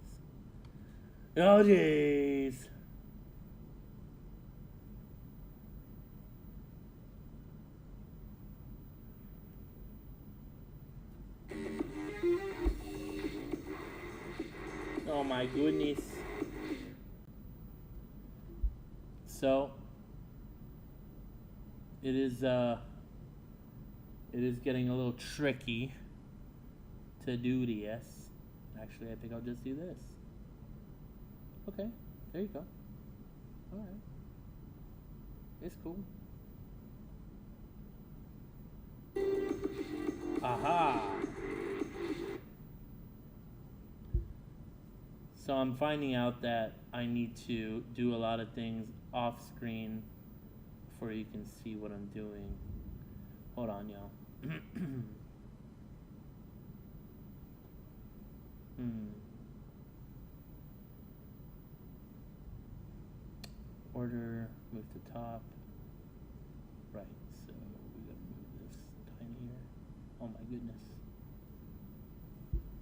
I guess you won't see me, but hold on. Hold on.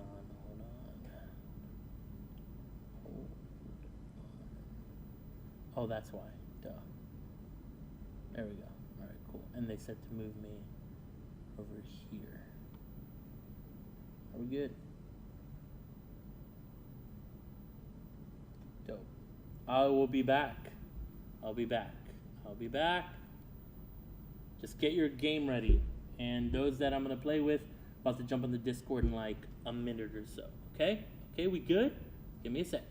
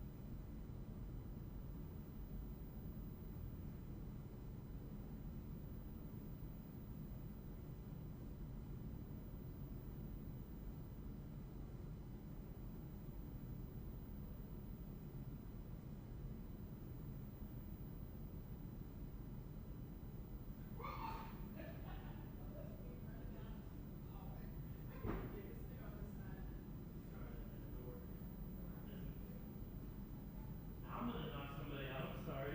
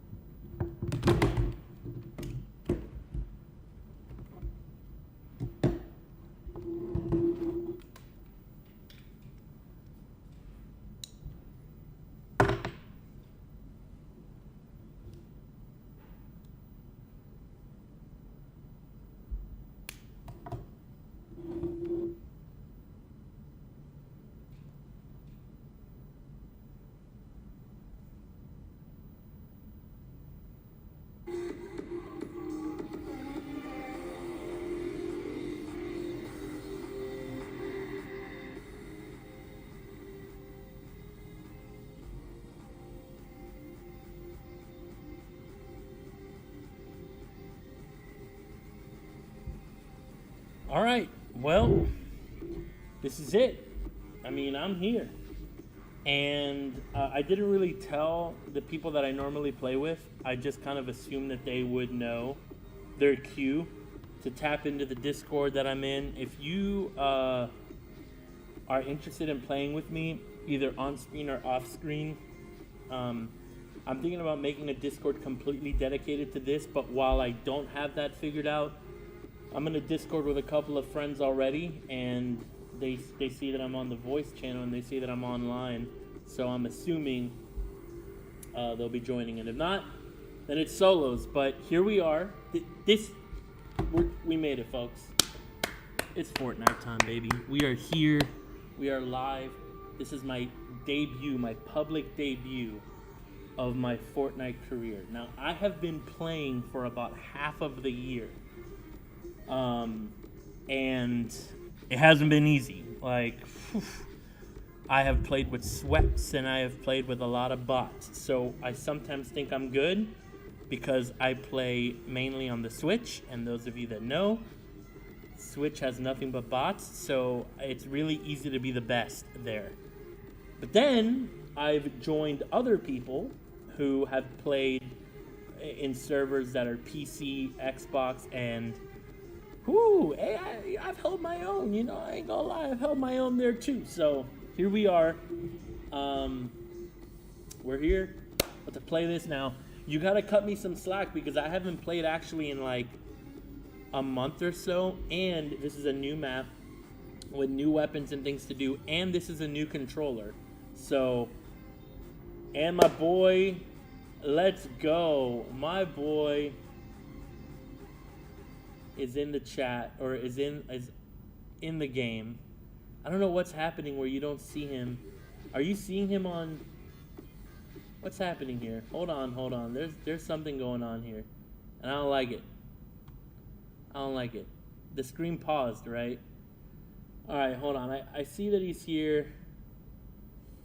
So yeah, I do need a "we will be back" thing. For those of you that are getting in and are in the Discord that I usually tune into when I play, join the Discord if you can. If you can't, it's fine. I just won't be able to hear you because I'll be muting everybody in the game, just for safety reasons and moving forward, just to make sure that nobody's just saying some sus stuff on a public stream and City Gospel Mission, right?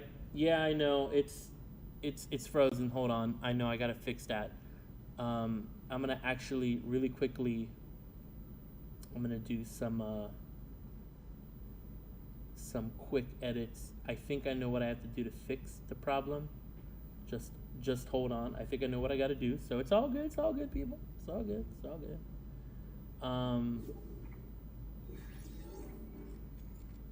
All right. Oh, the lobby filled up quick. My boys are coming in. They made it, but hold on, y'all, because I know what the situation is.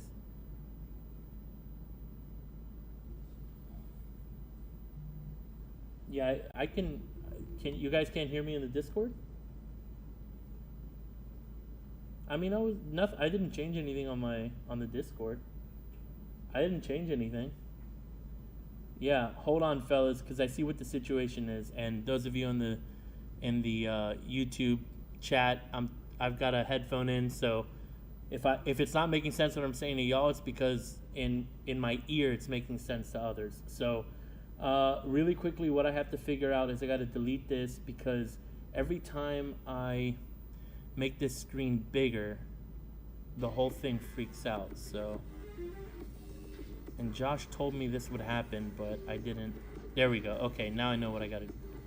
Now I know. It's all right, guys. I know what to do now. I figured it out. We're good. I just got to move this right here. Okay.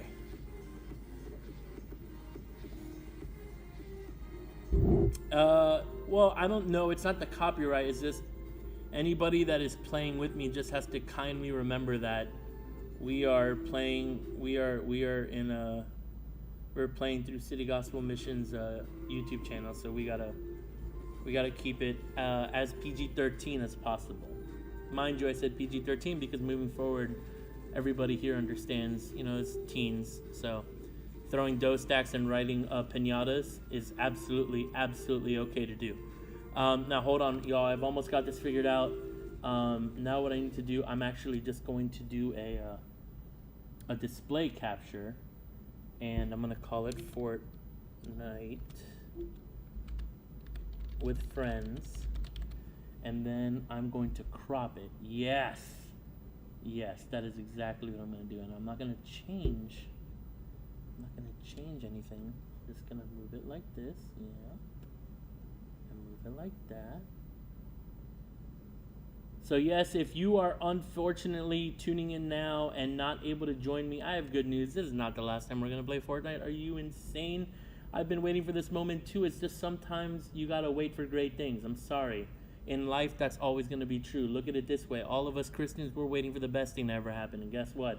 It ain't happened yet. So meanwhile, we gotta endure. Because in life, you gotta endure. Even Christians gotta endure. Even if you're not Christian, you gotta endure. Things that you gotta wait for. And this is how it is. I don't make these rules. I don't make this. It's wisdom. It's wisdom. We start with wisdom, we end with wisdom. So anyway, okay. Let me bring now my face to the front. We're almost there, y'all. Trust me, I'm getting better at this. I'm not, for as tech savvy as I am, y'all are the generation that was born with a phone in your hand, not me. I was given a phone at 15, man. 15. All right, y'all, look. I think I did it. Okay? So we're about to find out. Now, I don't understand why the audio is not playing. That's a little concerning to me, but I think once I switch over, we'll be fine. So I move things over. Just be patient with me. I'm not going to be able to respond to... No, it's the full screen and click on the game was the issue. So I'm just going to a contingency, but maybe one day you'll be able to come over and help me, Camo Boy. Or your brother will be able to help me again with that issue. Now let me make sure that I got it right. Okay, so that's what it's going to look like. And once I switch over to the game, I'm not going to be focusing on the OBS. I'll be looking at the chat, but I won't be able to respond to the chat typing, but talking, yes. So here we go. Let's see if I did it right. Can you guys still hear me and the music of Fortnite? You should be hearing the Imperial March right now, but you should also be able to hear me. Are we good? Did I do this right? Right, but you can hear me on the stream. You can hear me talking and the music of Fortnite in the background, right? Thank you. All right, cool. Well, ladies and gentlemen, welcome to the moment we've all been waiting for. And once we get it tweaked out even a little better than I already kind of did, it's only gonna be. Oh, I can't wait. Now, I do want to introduce, because I feel like I gotta give a shout out to some of the guys that are here. These guys have been patient with me as I've been relearning how to play video games again. It's been years since I've played as religiously as I've been playing Fortnite for the past 5 months. Although I haven't played for the past kind of month, I've played with these boys and a couple others that aren't here pretty much all the 5 months that I've been playing. So I want to introduce Crash the Derp. There he is, beautifully timed as Crash the Derp. I want to introduce Jose, who on the chat is known as JosieXD. He has been really patient with me. I think I've grinded with him the most. Actually, no, man, I gotta hand it to Gabby and Relly Boy, because Relly Boy and Gabby and Angel I've played with a lot, though I have put a lot of hours in with Relly Boy, but that's Relly Boy back there. And these guys you actually do see in the chat often. Now, who you don't see here that I do play with also often is Angel, like I said. I think his name is Bird or Shadow Wolf on Fortnite, and then King David. I've learned a lot from him. He's super top tier player. He had to learn how to be a team player, but he does really good in solos and duos.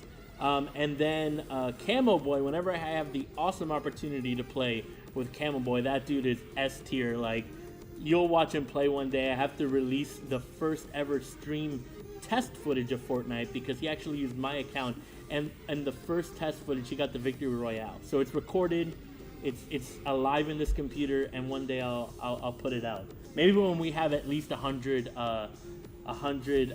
viewers on the daily, I'll put it out so he can get, a lot more clout. He's got his own little Twitch channel, and we'll give him some love that day. But until that day, here we are, ladies and gentlemen. It's Fortnite time, baby. We've been waiting for this moment for so long. We have put in the hours, and hopefully these guys can carry me as they have for the past 5 months, because like I said, I haven't played this new map. It's a whole new map. It's a whole new world. Like, I only played once and I landed 15th, and I don't even know what I was doing. So there's a lot of things to get done. I'll probably get the quests done off screen, because when we play, I'm sure it's only because we want the crowned victory royales, right? So, all right, enough talking. For the next hour, let's just give it all we've got, boys. So here we are. Let me quickly change, and it's a new controller too, so you have to be patient with me, man, because no, I'm not going there. I'm going to locker. I just want to make sure that y'all, if you have recommendations for a better axe than the ones that I have, I really actually like pairing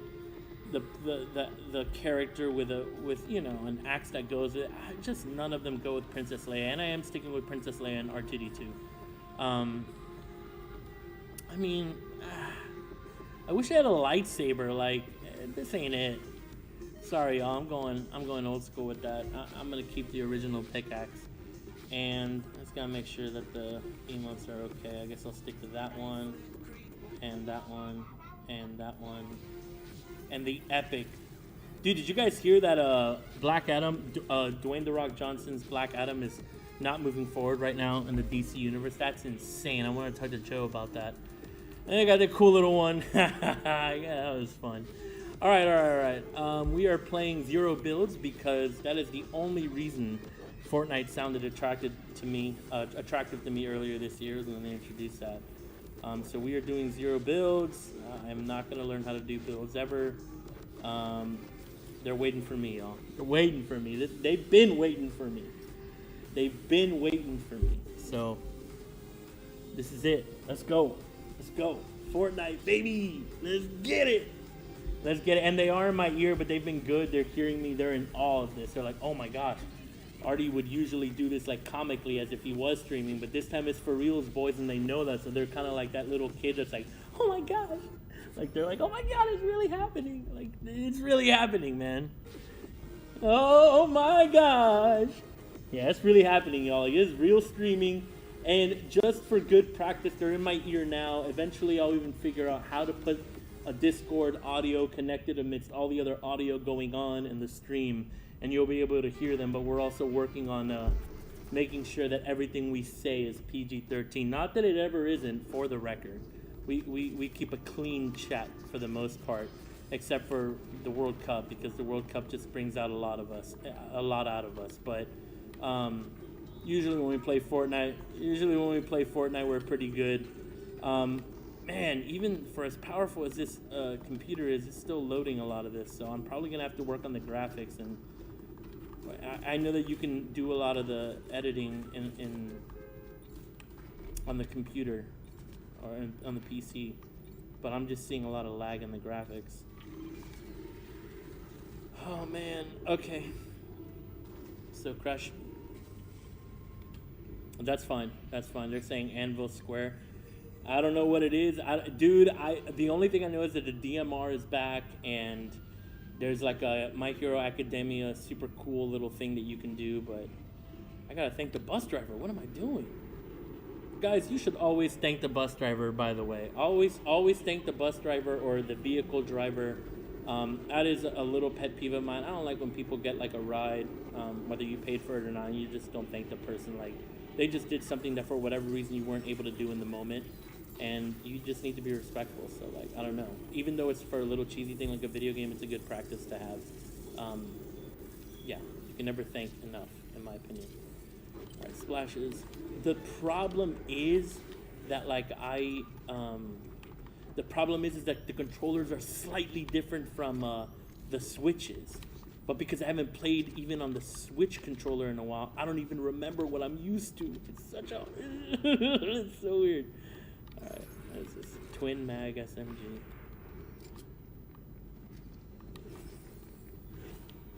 All right. Oh, shoot. Wait. Oh, no, there's splashes. I got to grab them for the people. All right, I'm coming down in a little bit, but... Oh, my God, I leveled up. Let's go.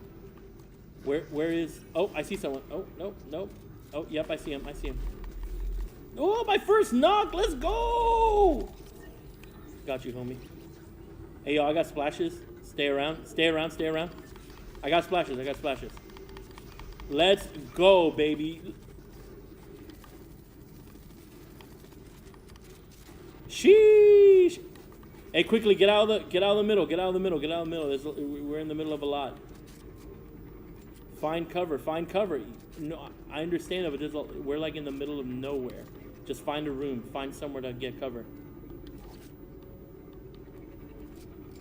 I need ammo, bro. I saw some ammo boxes over here. Oh, shoot. Right here. Oh, I forget how to mark. Oh.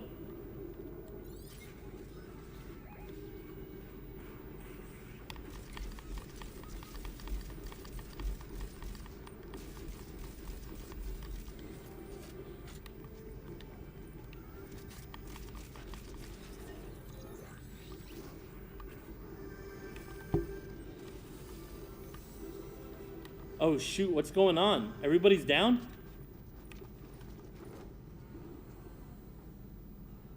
This is what I'm saying, like we gotta, is that a drone? Like, oh my goodness, oh gosh. No, I gotta do it, I gotta commit!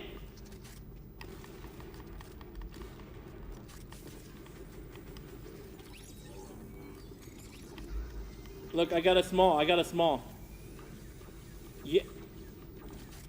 We have to prioritize ammo. Well, everybody that doesn't have heals, go get heals. Everybody else, we gotta get ammo. Let's go. Just find corners. Don't stick out in the public. People know that we're here.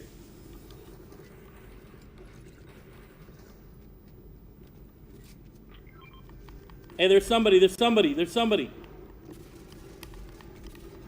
Push on him. Push on him. GG's. GG's. All right, boys. All right, boys. We're all healed up for the most part. Please prioritize ammo. Let's go.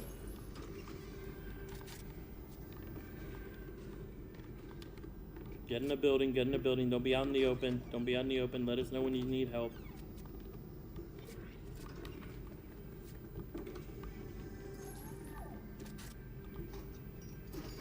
Y'all, I see like a drone icon like on my screen. Is that like a enemy drone?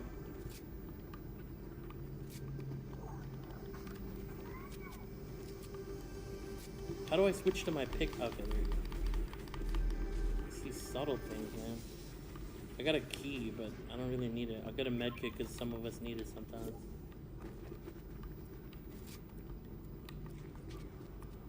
I saw that.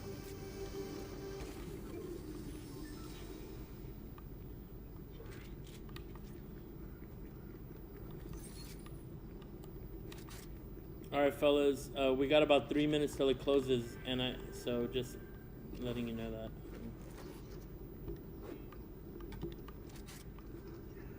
Focus on ammo, fellas. Focus on ammo. And heals of some kind. It's been the strategy that worked with us in the off season. There's no need to change it. Ooh, there's this thing, y'all. Yeah, I don't want to use it. I want to see somebody else use it so I can see how to use this thing well.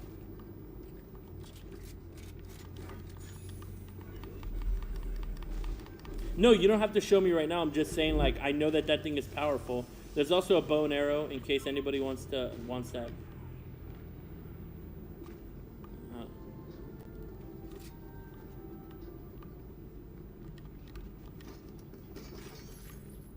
Oh, I do have like 2 things ready. Okay.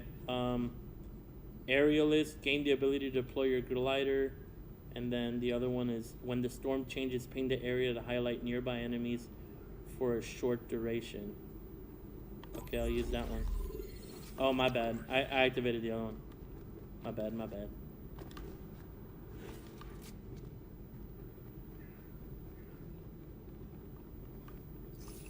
My bad, fellas. I mean, my bad.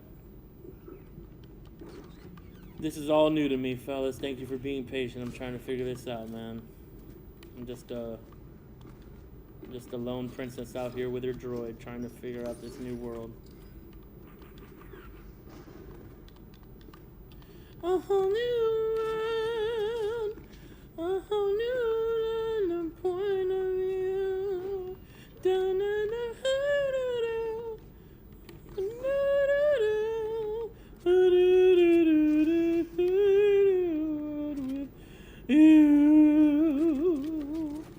I got 3 med kits, y'all, so I'll be generous.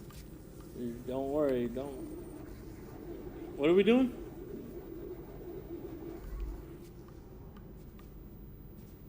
Is he flying?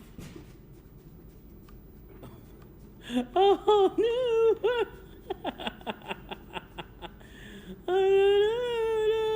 Point of view.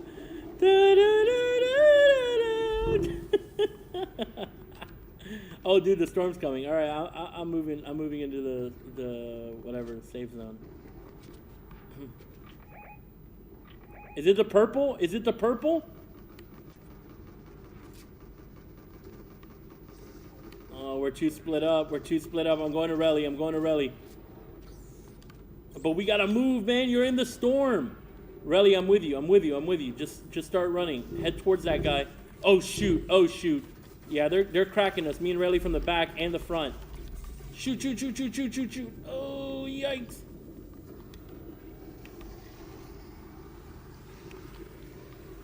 I'm with Relly right now. We've got people to our right. We've got people south, 195 in the river. We got people 195 in the river, man. Oh, shoot. He doesn't see us, Relly boy. Oh, no, they both see us. Oh, we're both down. They're right here. And then they're on the other side, too. They've got us completely surrounded. They've got you completely surrounded. It's a whole squad. It's a whole squad. Crash the derp. Does he see you? Yep. All right, Fort. Hey, you know what? Progress for me because last time I was 15th. This time I'm 14th. You know what? Progress is progress, y'all. Progress is progress. All right. Let's ready up. Do we need to go back to lobby or are we good to just continue?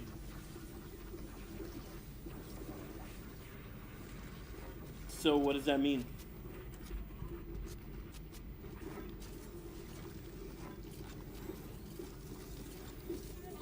All right, that's fine. That's fine.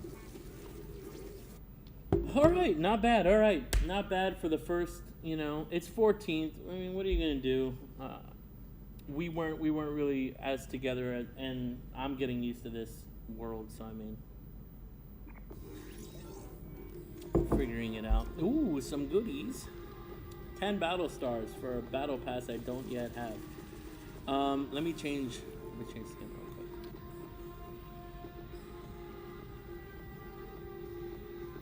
You would wait to get the level up.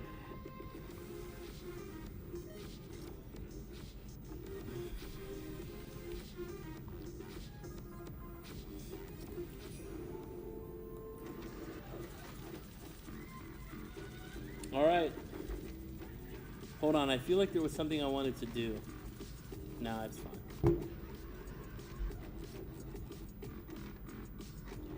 No, that's something I would need to trial and error off screen. I don't want to waste our time playing to do that.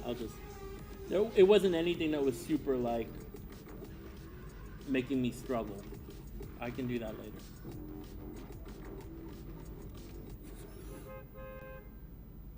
Oh, the Deku Smash is the Deku Smash is already put away that quickly? Why? But why was it taken away so quickly?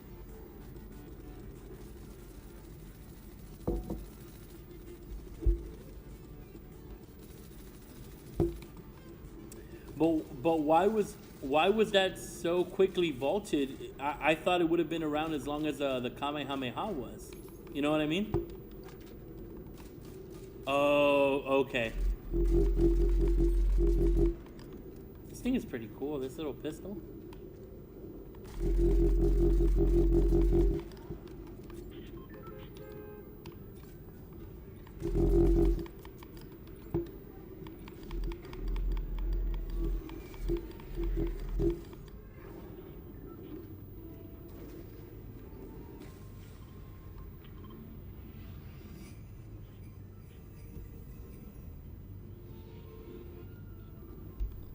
What?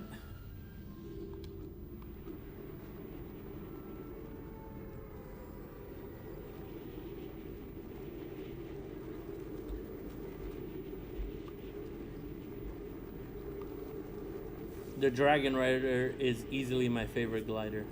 Like the second one, like the secondary glider skin. Yeah, I guess so. It's like a white dragon with blue like lasers. Love that skin. Why's Mr. Beast gotta take everything from me, bro? Mr. Beast deserves it. True. Why do you guys land here if like everybody lands here? We can't be doing this.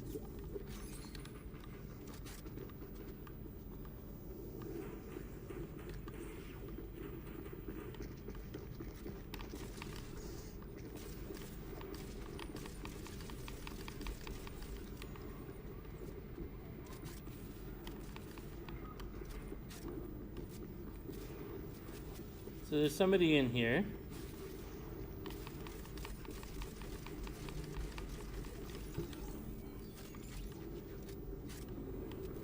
I feel pretty, oh so pretty. Come here. Guys, there's somebody over there. Just be aware. And over here. Oh, no! I don't have a weapon. Y'all should help me with this person right here. Because they have a weapon and I don't. Alright, I'm gonna pickaxe them. Don't say I didn't ask for help. Help me! Ah! Sometimes you gotta work with what you got, fellas.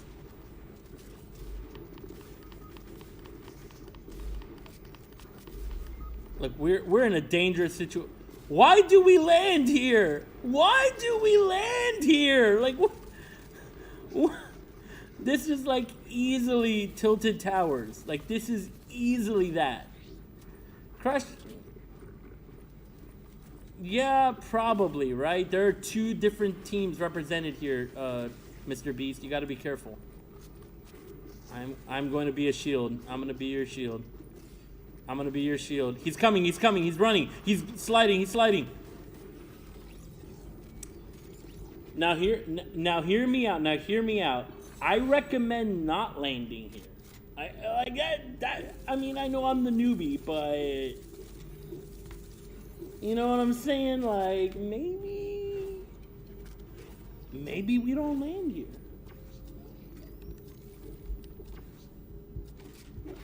The Mr. Beast skin. Just hear me out. What about if we, like, don't land here?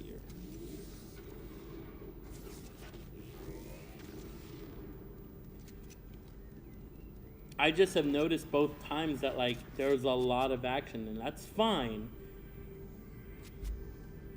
And that's fine, but I'm just gonna say, you all know, I'm just not warmed up for all the action yet, so.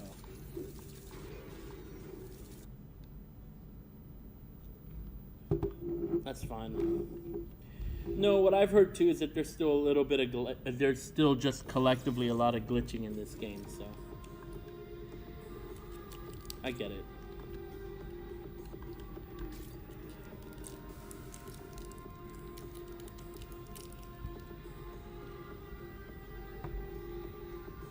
Kick it.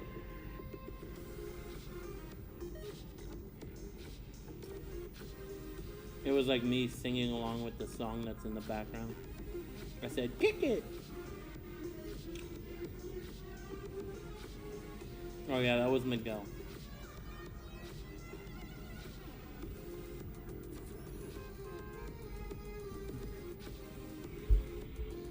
Yeah, what I gotta eventually do is download a Discord on this computer.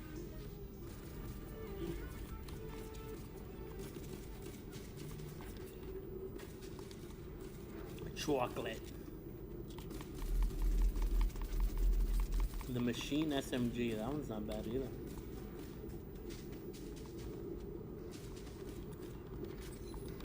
It's just wild. You get so used to like how some of these weapons look, and then none of these look like something you're used to.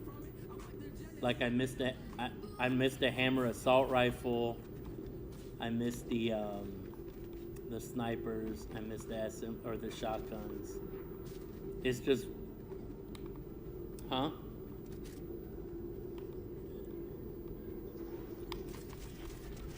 You mean the red eye assault rifle? I'm holding that right now. This one is kind of cool. It handles really well.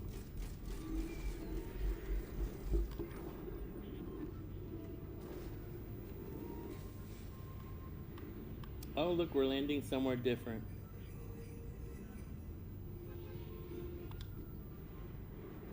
We'll find out. We'll find out. Listen, all I know is the place we've been landing is a hot drop for sure.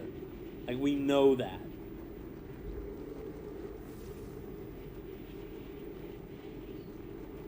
These names are always hilarious.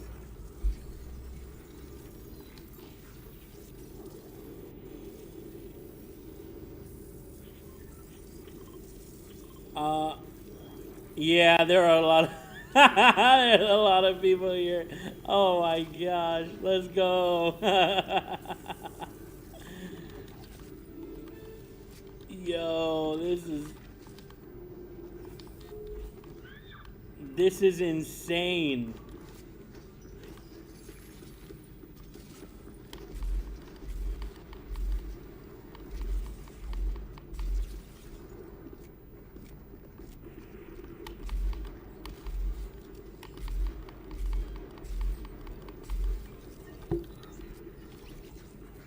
Yeah, I KO'd somebody. I'm proud of myself.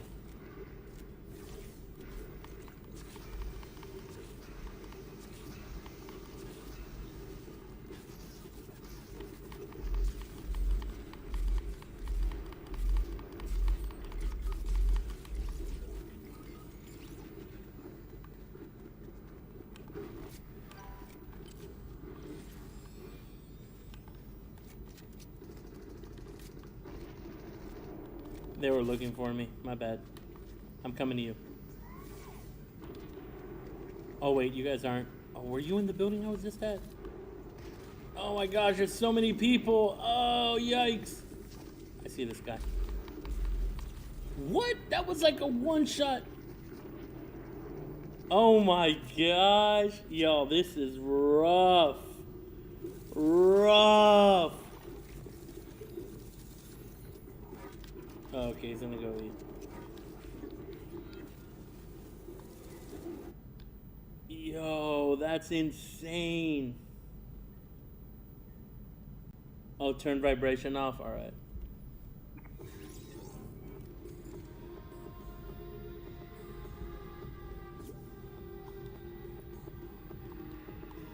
All right, hold on, yo. I gotta apparently turn off vibration because they can hear it even from the microphone. Hold on. Settings.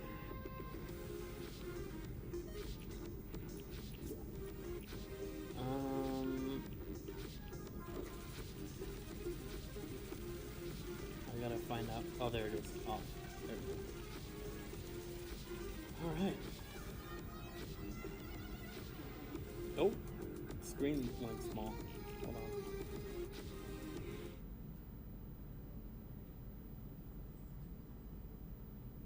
Oh no. Oh.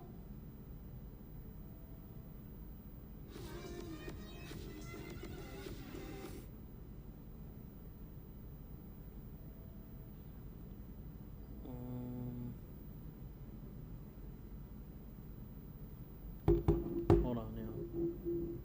Gotta fix this. No.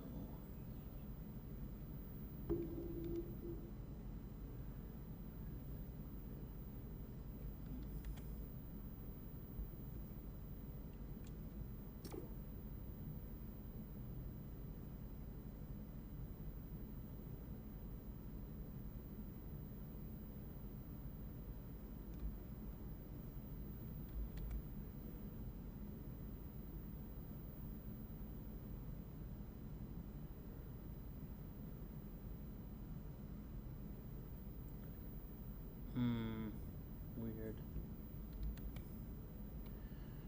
Ugh.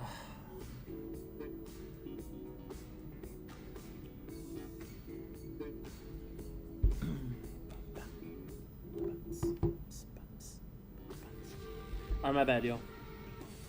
Team Rumble? Is that right?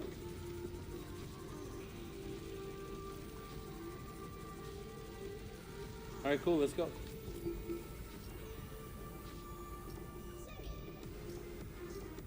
I turned vibration off, Camo Boy, so hopefully you can hear that this next round.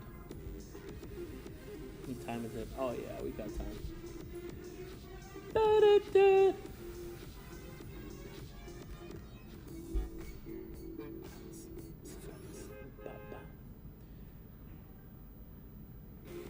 Yeah, like when I did that slide setting change, it like reoriented my Windows screen. This is the closest I can get it to back to where it was. I want to pick up a weapon and try it.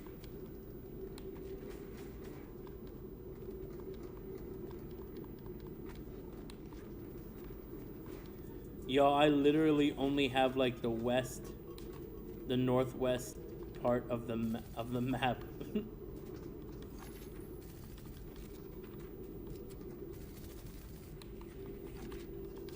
Yeah, dude. Legends. Oh, this is an automatic pistol. This thing is awesome. The tactical pistol, love that.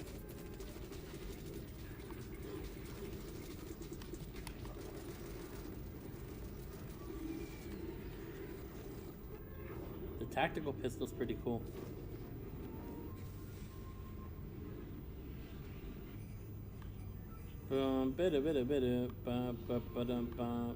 This is literally like in the middle of space, right? Wow, this is cool. Wow, that's awesome. Huh?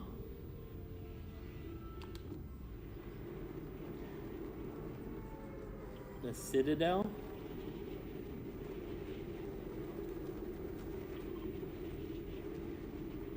Yeah, sure.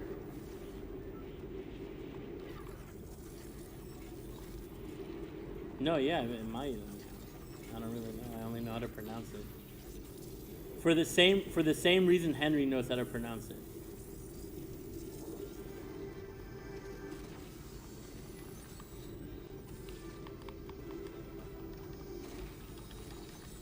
I'm not gonna set it off. I got a shield keg. Oh, did you guys already activate one? Alright, dope. No, it's fine. I'll come down on a bit. I went ahead and got myself fully healed up here. Oh, that's the answer to my question. How do I get down? Alright. Very nice. Alright, well, what I love so far is that there is absolutely no threat. No imminent danger around us. That's a win. We're going to crash.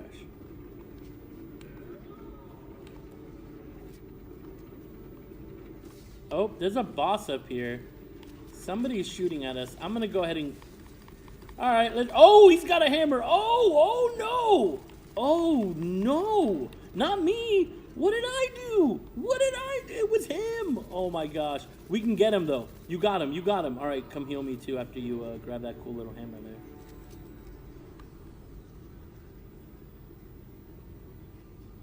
You know what I am gonna question is, how come y'all set him off, but he went after me, bro? Like, what gives? What gives? Yeah, he really doesn't. That was insane. I'm like, yo, wait. Is that a DMR? Hello.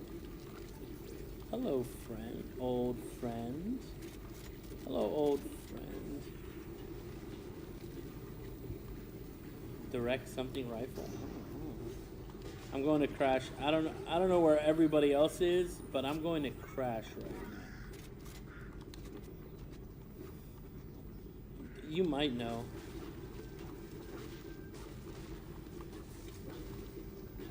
Oh yeah, there's some splashes. There's some fire going on west 295. Huh? Do I want ice cream? No, I'm good on the hammer. I'm trying to figure out all these other weapons before I figure out, like, OP ones that I probably won't always get. I'm going towards this fire. There's some more splashes for whoever is collecting splashes. I say we start.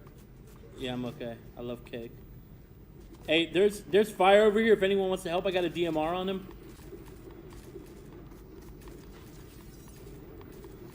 Walking fast. Knocked. There's people down here. Jose, be careful. You're by yourself. On David and crash. On David and crash.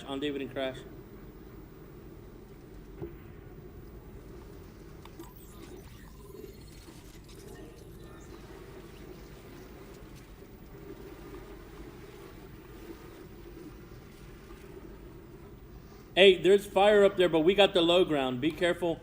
We got the low ground, but we can move on that. David's already moving on that, but we got low ground. Everybody on him? On him?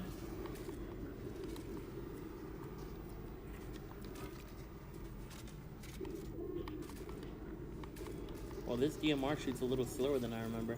He's cracked. But there's still people up on that hill making a deal. Let's go. I'm on Jose. Ooh, a wolf? Yo, it's been a minute. Yes, I can still mount him. Let's go. Here, I'm up on you. Yeah, but it's probably good to be able to find somebody from up here. Oh, I fell. Oh, there goes that wolf.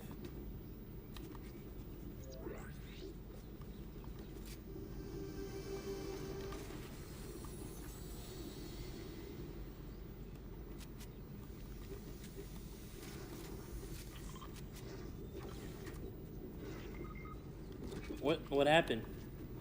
Oh, he's over there by him. Oh, no, he fell? What happened? I don't know, but we're healing him.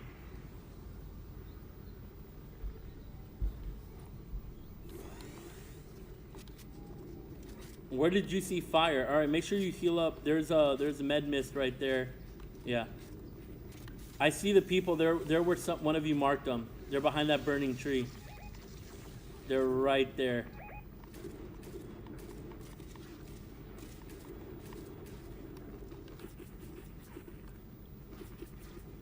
Yo, these cliffs are deadly, bro. You gotta really slide.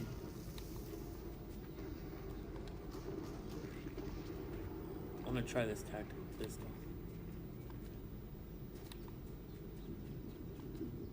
All right, I'm on Crash and Jose. There's fire. 335. Right here, right here, right here. Knocked. I knocked one. GG's, GG's.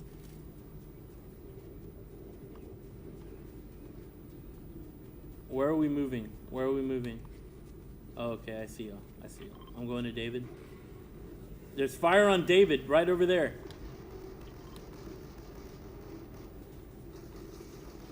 GG's. Storm's closing. We gotta move. We gotta move. We gotta move. Storm's moving.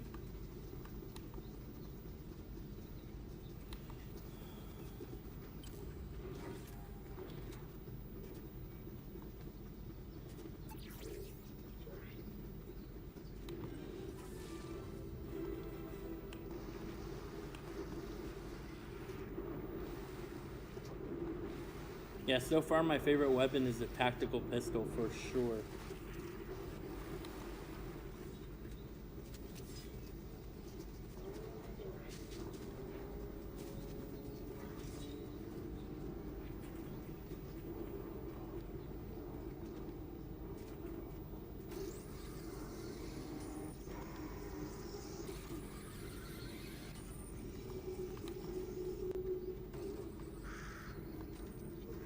There are a lot of crows, more than what I remember. There's a thunder shotgun here. I know some people had mentioned shotguns. Is that you guys in under fire? What's going on? There's fire going on 28 northeast. Oh, we have the height advantage. I'm gonna go ahead and try it. They're fighting another team. Oh, I need more DMR ammo. I can't do that. Oh, wait, right here.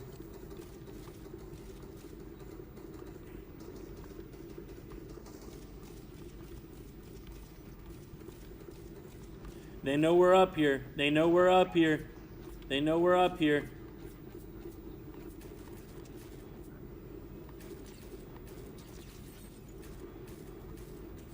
Knocked one in the water.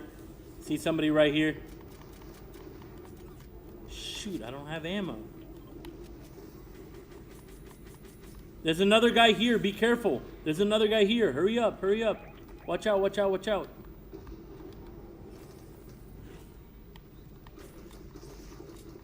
Oh, I don't have any ammo. Got him. Let's go.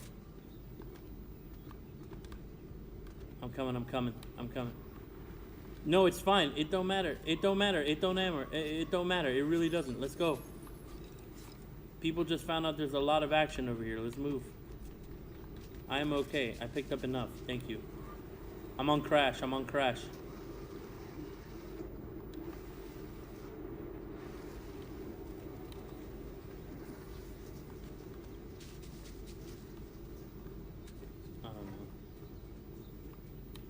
It's 20 seconds till the shield, till the storm moves. I'm gonna move. It's all right. I'm gonna move up this way.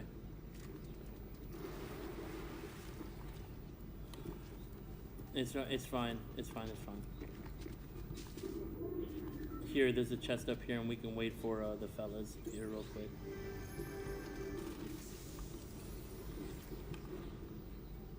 Oh, here's the red eye. Do you need one? All right, I'll get it. Thank you.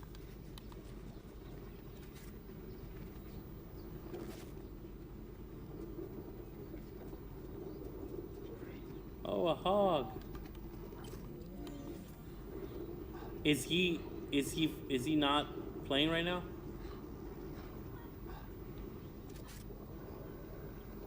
Oh. Gotcha. Alright, we gotta move, Jose.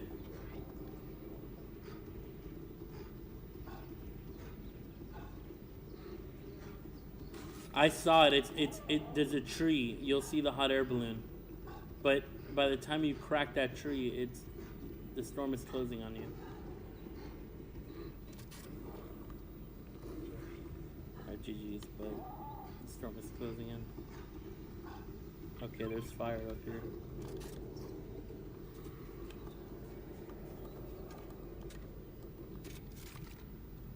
There's enemies right there. They don't see me.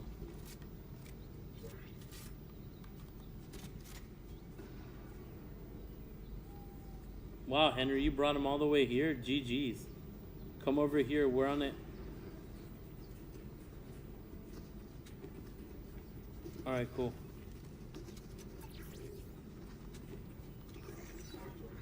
And that's why I have the headphone on. Alright, David's moving. We gotta push with him. Alright, let's go. He's feeling some kind of way.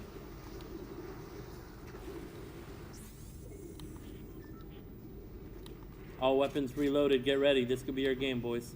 10 teams left. More or less. Let's go.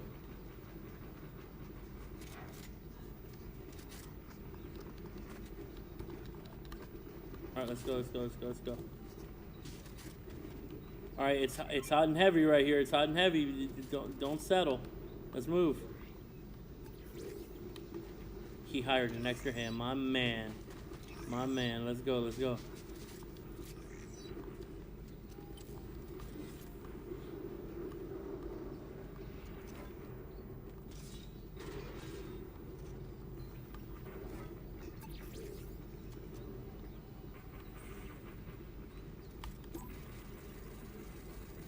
Where's the fire happening?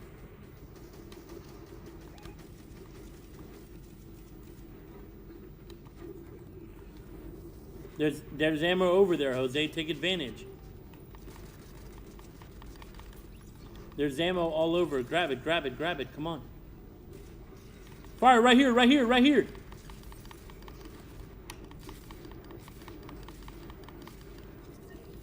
Grab that ammo. David's down? Oh shoot, there's people right here, y'all. Oh my gosh. Y'all relying on me is not it. Jose, we're surrounded, bro. Ugh.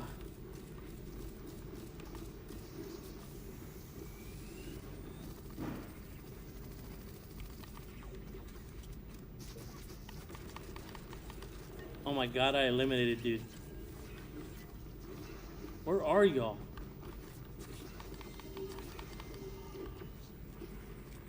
I cannot believe we survived that. Barely.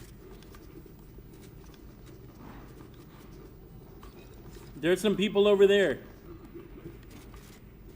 Oh my gosh, this is insane. I see them over there. Y'all, we have to stick a little bit close, but not like on top of each other.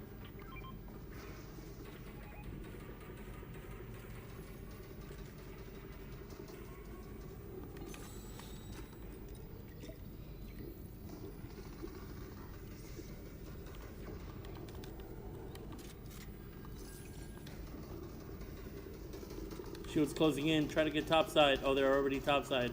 My boys, come on. We don't got grenades, huh?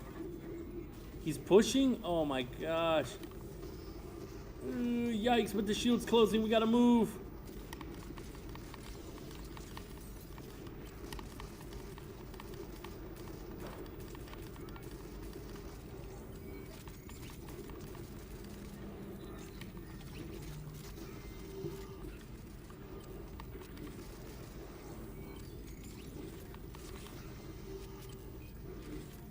This is insane. We have this, boys. We have this. We have this. Let's go. Find them. Locate them. Mark. Are we pushing? Oh, they're right there.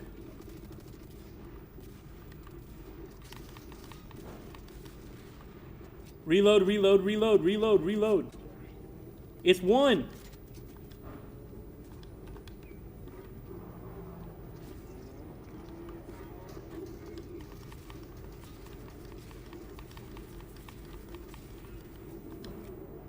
He's in the water.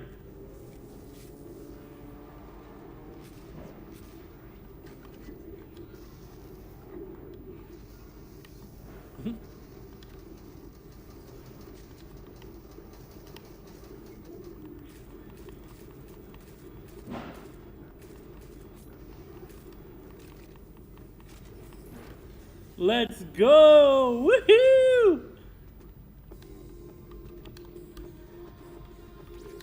Why can't I emote? I can't emote. Let's go. I don't know how to emote. That was cheap, but we did it. Oh my gosh. Let's go.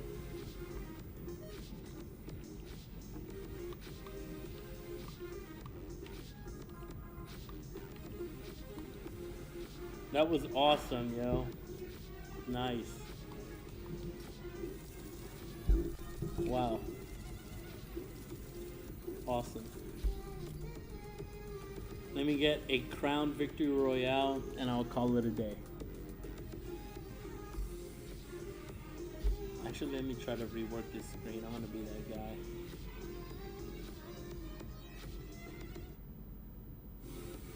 Never mind. It's not. Oh yeah, it is letting me.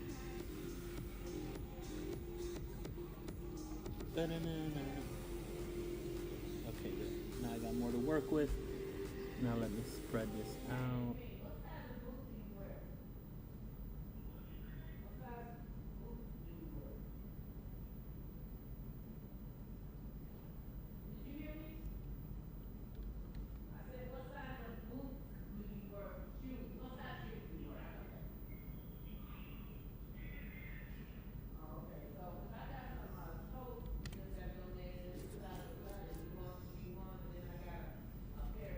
Wait, did we go back? Are we in a game? Oh, okay. We're good. Oh man, I'm glitched. I can't jump. Okay, I can jump now. I can jump now. We're good.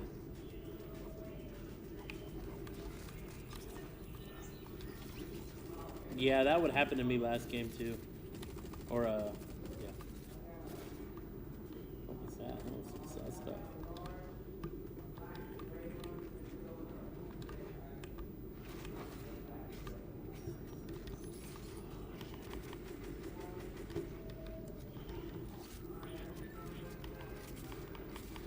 I don't like this Maven auto shotgun. I want to, but I just can't. It's too slow.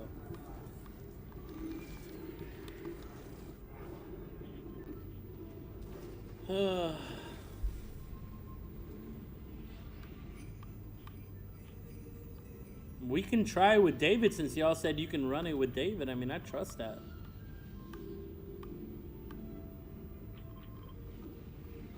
All right. Well, David's here. Let's go.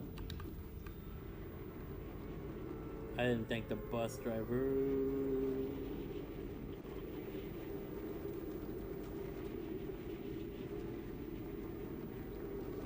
What happened?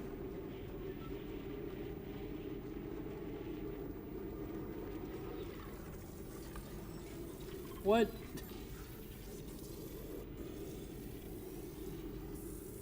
Somebody marked that.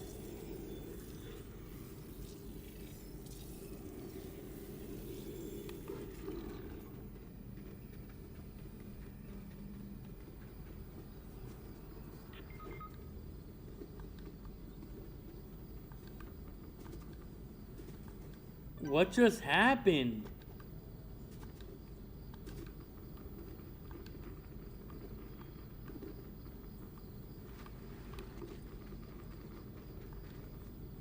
Oh my gosh.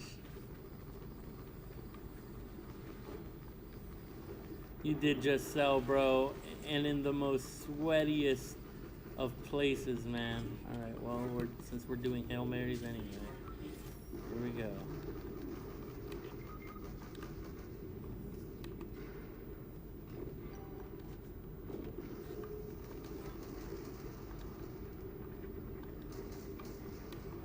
Good thing you have high-speed internet. Well, it's the only way we're gonna learn how to do this. That was short-lived, because I just lagged like crazy, too.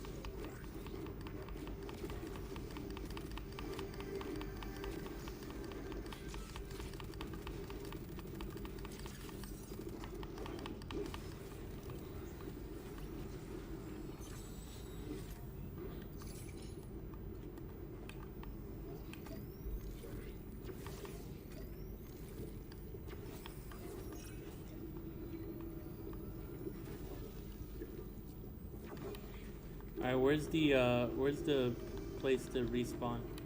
Alright, let's go. All I have is a hammer, bro. Oh, wait, never mind.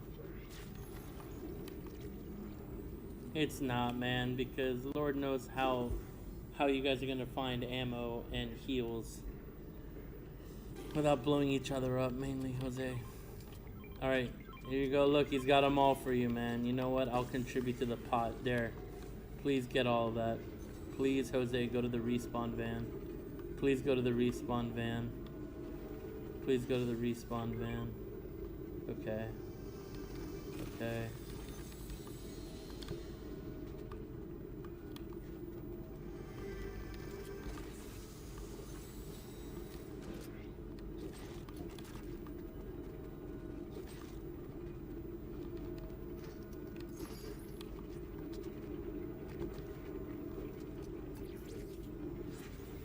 How do you do emotes?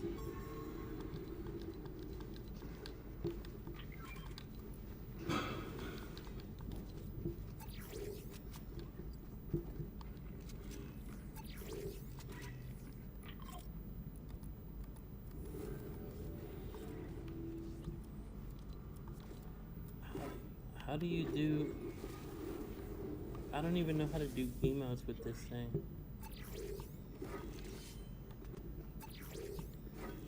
My controller is registering down as these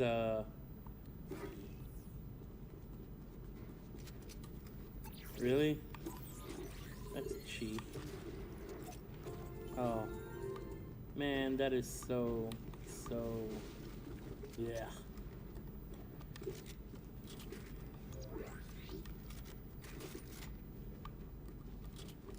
I don't. Yeah, I know, that's frustrating. I want to. Oh shoot, there's somebody here. Oh, it's a goat. Oh, that's scary. He's got a big old hammer. He's got a big old hammer. Oh, that was our bounty. Well, yep, well. It wasn't my intention to do any harm to anybody, but when they did harm to me, it's like, there was absolutely an animal harmed in this process, and I apologize, as that is not me, it just happened. It was all consequential. I'm with Jose, and there's a lot going on with this mantis looking thing.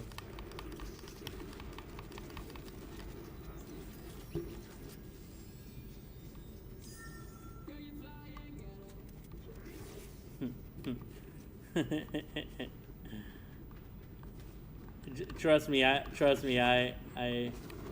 want to partake, but I can't. I shouldn't.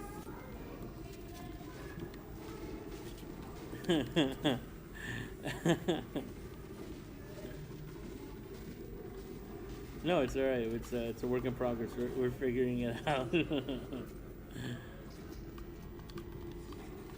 guess we have to break this down to be able to get to this treasure chest and say we're here.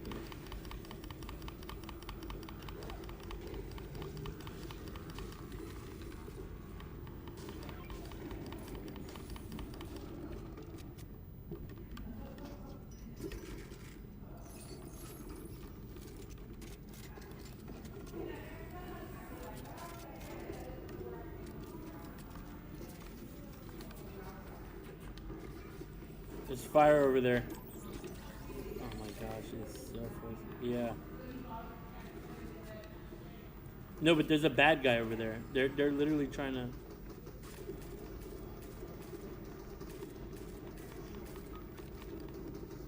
Crash, it's 3 people against you, bro. Yes.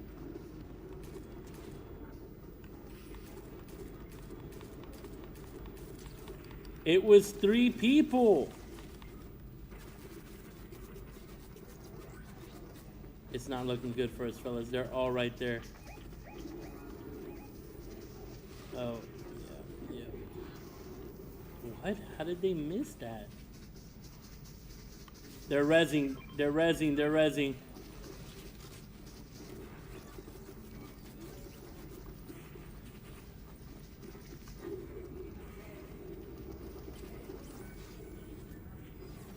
I'm gonna make it, y'all. I'm gonna make it.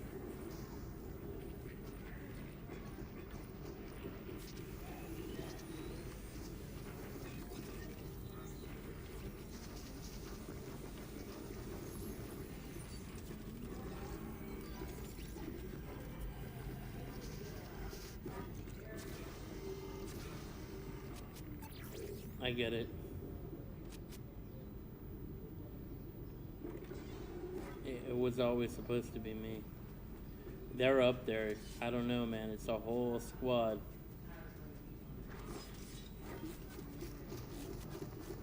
That's not part of the squad, though, I don't think.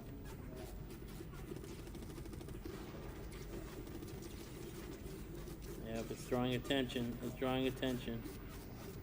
Oh, then that was a scout. You got a hammer, I'd run away. It's 3 of them, bro. They're scattered. I don't know.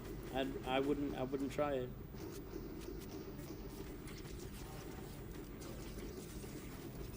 Oh, it was the team from previously. Yeah, they were up top.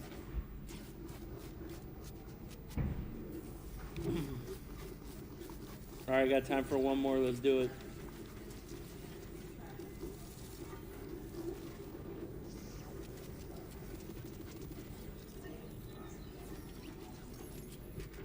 I mean, yeah, since you mentioned it, yes.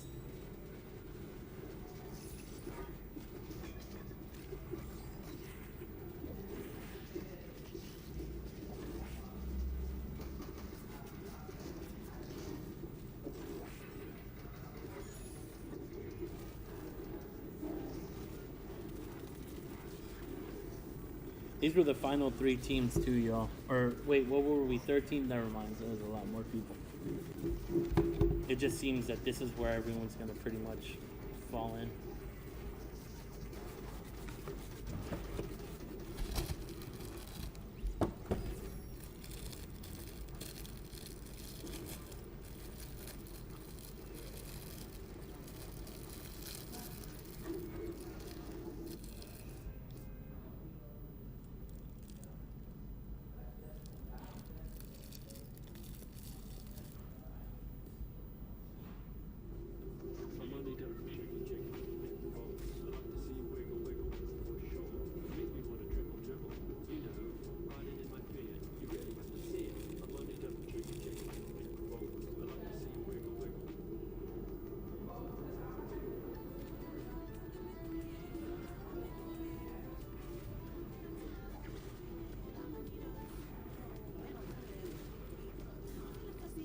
Camo Boy, appreciate the hype for our Victory Royale. It was awesome.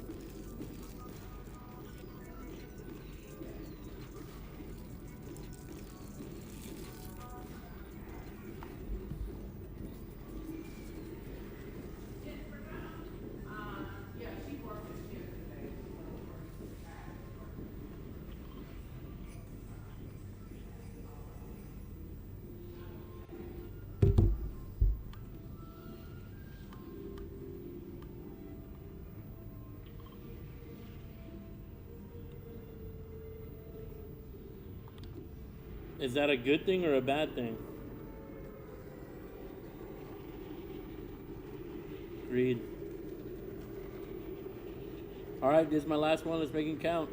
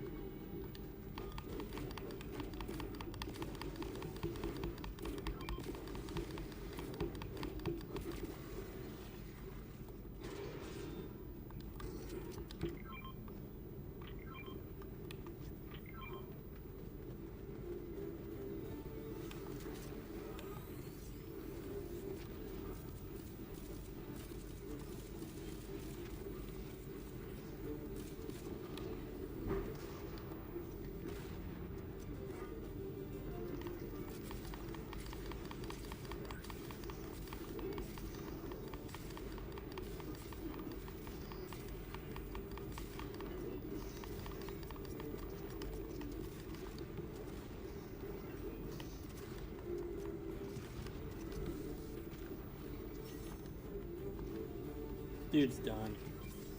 Dude's done.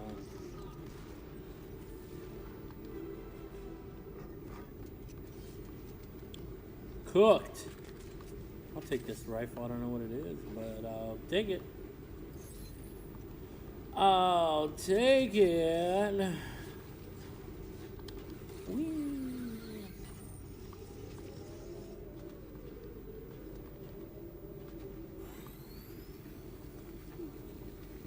Snowball launcher.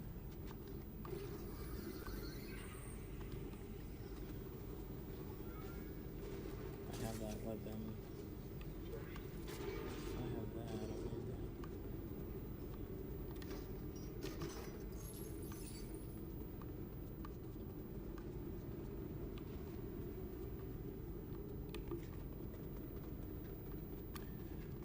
that. Should we go get our bounty?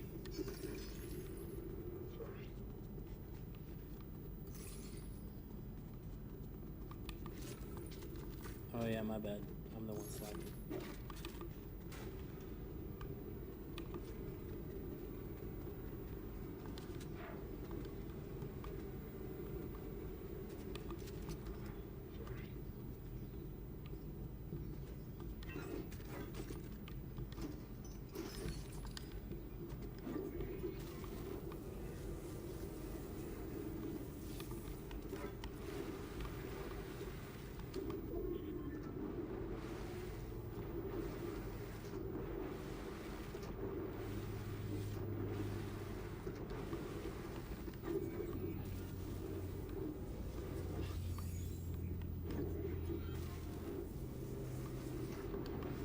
It's a hammer. Or a truck. Why did it say hammer? That's what I have in my hand.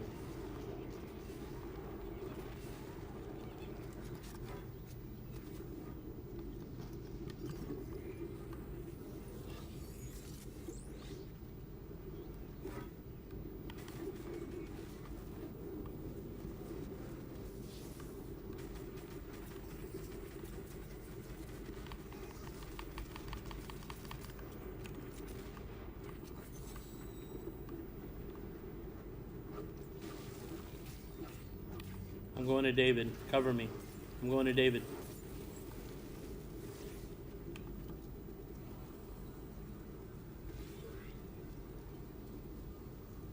I'm reviving David. Cover me.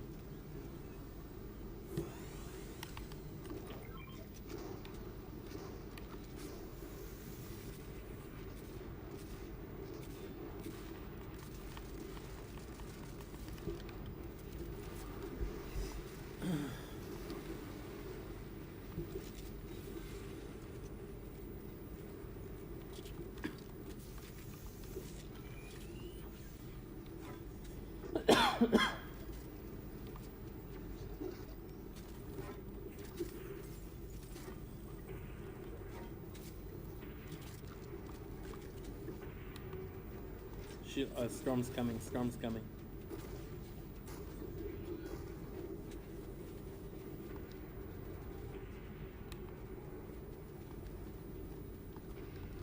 There's a lot of action up here. And that's where we gotta go.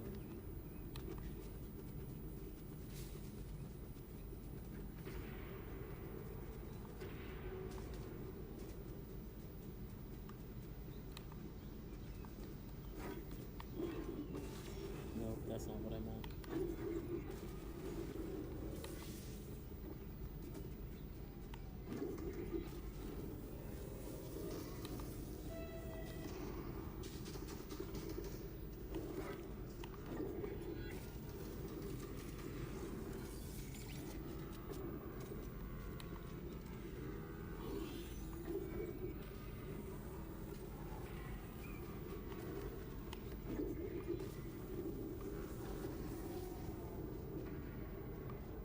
Yo, I love this biome.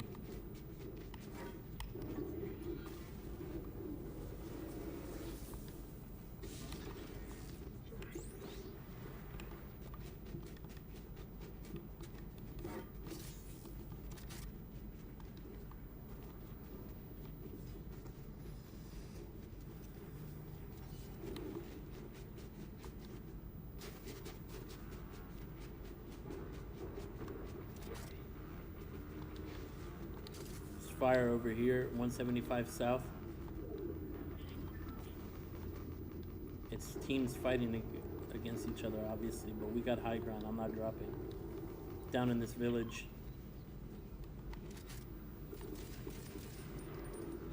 Shoot.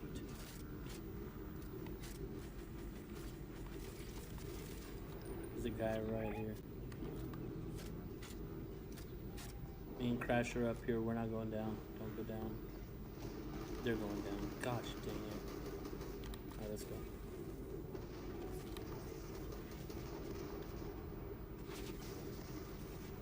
They're scattered throughout this village, so you have to keep moving.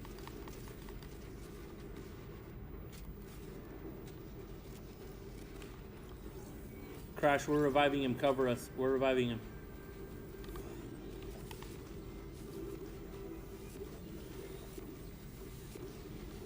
Where's Crash?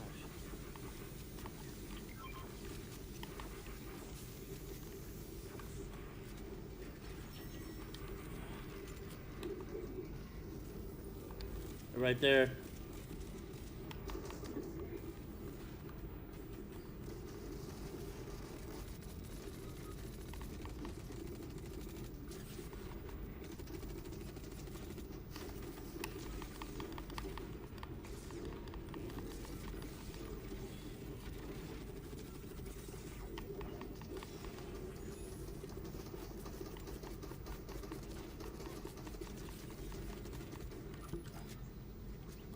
Gosh dang it, this game is harder than I remember.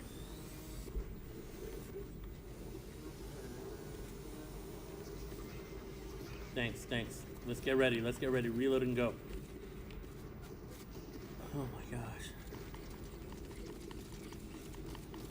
That's because probably a player is still alive. Be ready, reload. You can't get comfortable yet, we're in the middle of something.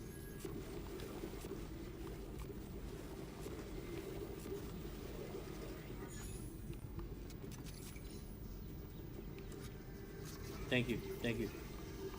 Alright, get ready to move, get out of the way.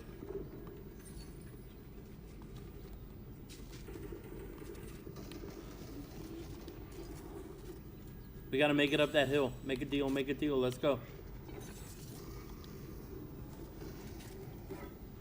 Oh yeah, he's right. My bad, wrong way. My bad, you're right.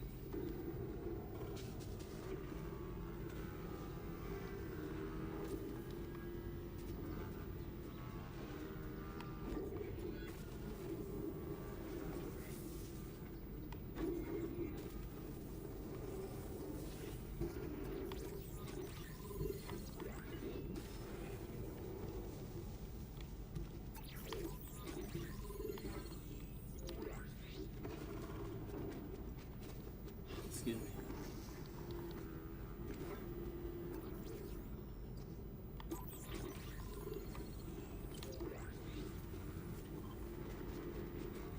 I'm going to Jose.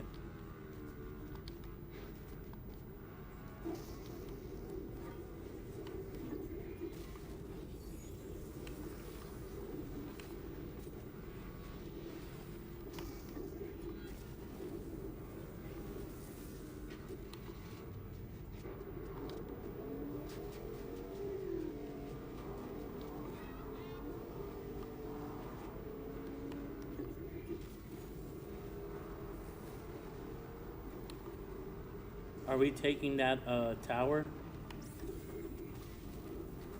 Right. All right.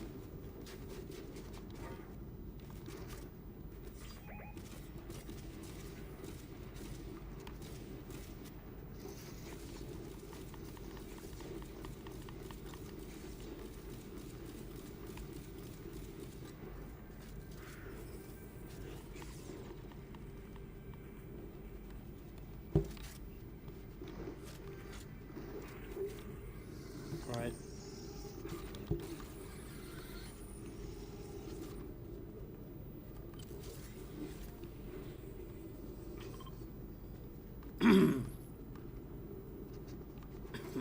Right now or later?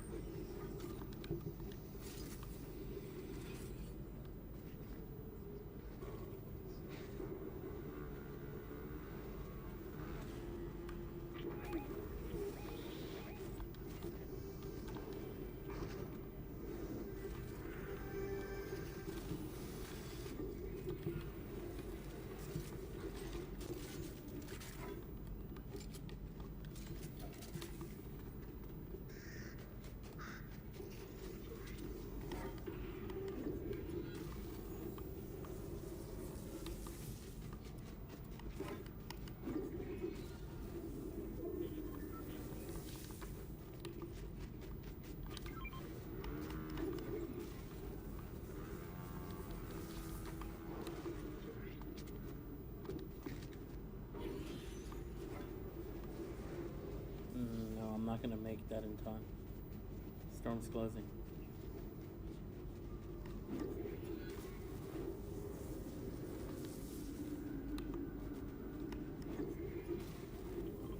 The last teams are over there.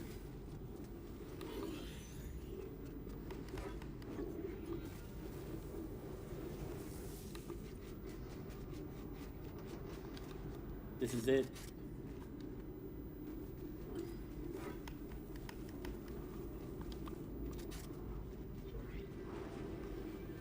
It's a truck. It's a truck.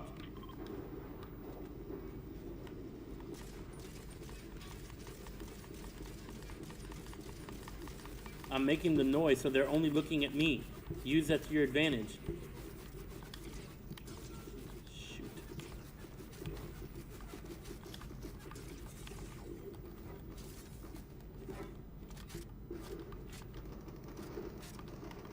Somebody up top of that building that you guys are. Oh, God.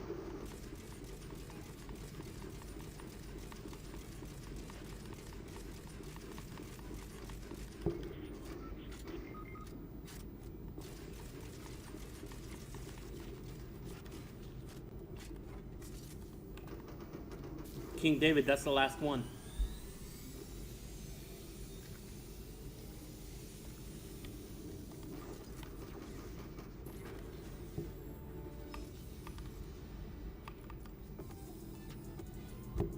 Whew.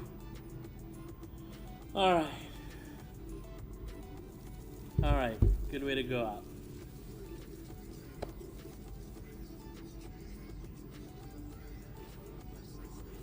Yeah, they didn't know you guys were there. They just kept shooting in my direction, thinking it was the whole squad. Y'all had it. All right. Man, I have to finally. I forgot that I was streaming. All right, fellas. I'll talk to y'all later, but I'm gonna get off the Discord. GG's, everyone. All right. Yeah, I was just saying, man. I forgot we were streaming, man. But we got it. We got the other dub, and what can I say? Goated. Thank you everybody for tuning in to the almost half day stream. Super fun people, as you could see. Like I said, I've been playing with those guys for a minute. Pretty much since I started playing Fortnite. They have been the people that I've been playing with. So I'm gonna log out of Fortnite here. Close Fortnite. Yes. And just like that, GG's everybody. Hope you had a good time. Started out with a quick little devotional, praying, and then getting into the MCU for a bit with our boy Joe Dixon. And then going into Fortnite with a couple of my friends. Not bad for Wednesday. GG's to everybody that joined us in the past. How many hours have we been streaming? 3.5 hours. Yes, that is what I was hoping for. Let's go. Thank you for everybody. Camo Boy 43 being consistent, just staying on, cheering us on as we went. I hope to play a couple of games with you next week, Camo Boy. I'm going to try to stream before the end of the year. I'll be out of town for New Year's weekend, so it'll probably be next Wednesday or Thursday. Probably during the day because I know you guys are not at school, so I know I will not be intruding in on anything, really. And in case I don't talk to you until next year, happy holidays, Merry Christmas, Happy New Year. Spend time with your family. I know family is always hard to get along with, especially when you have to be right next to them for 2 weeks without an escape like school or anything, but there's a reason. And I hope you have a good time. Camel Boy, see you later. Thank you for tuning in. Everybody else, thank you for tuning in. Have fun this weekend. Connect, learn a new story about a family member you know, you barely know. And also be approachable yourself. If somebody wants to catch up with you, catch up with them. Life is short, y'all. I was talking with Joe about the MCU and just how we saw in some of these movies this year how small we really are and how big the universe is. And in the same way, we're very, very, very small creatures. And sometimes the very, very, very big problems that we face,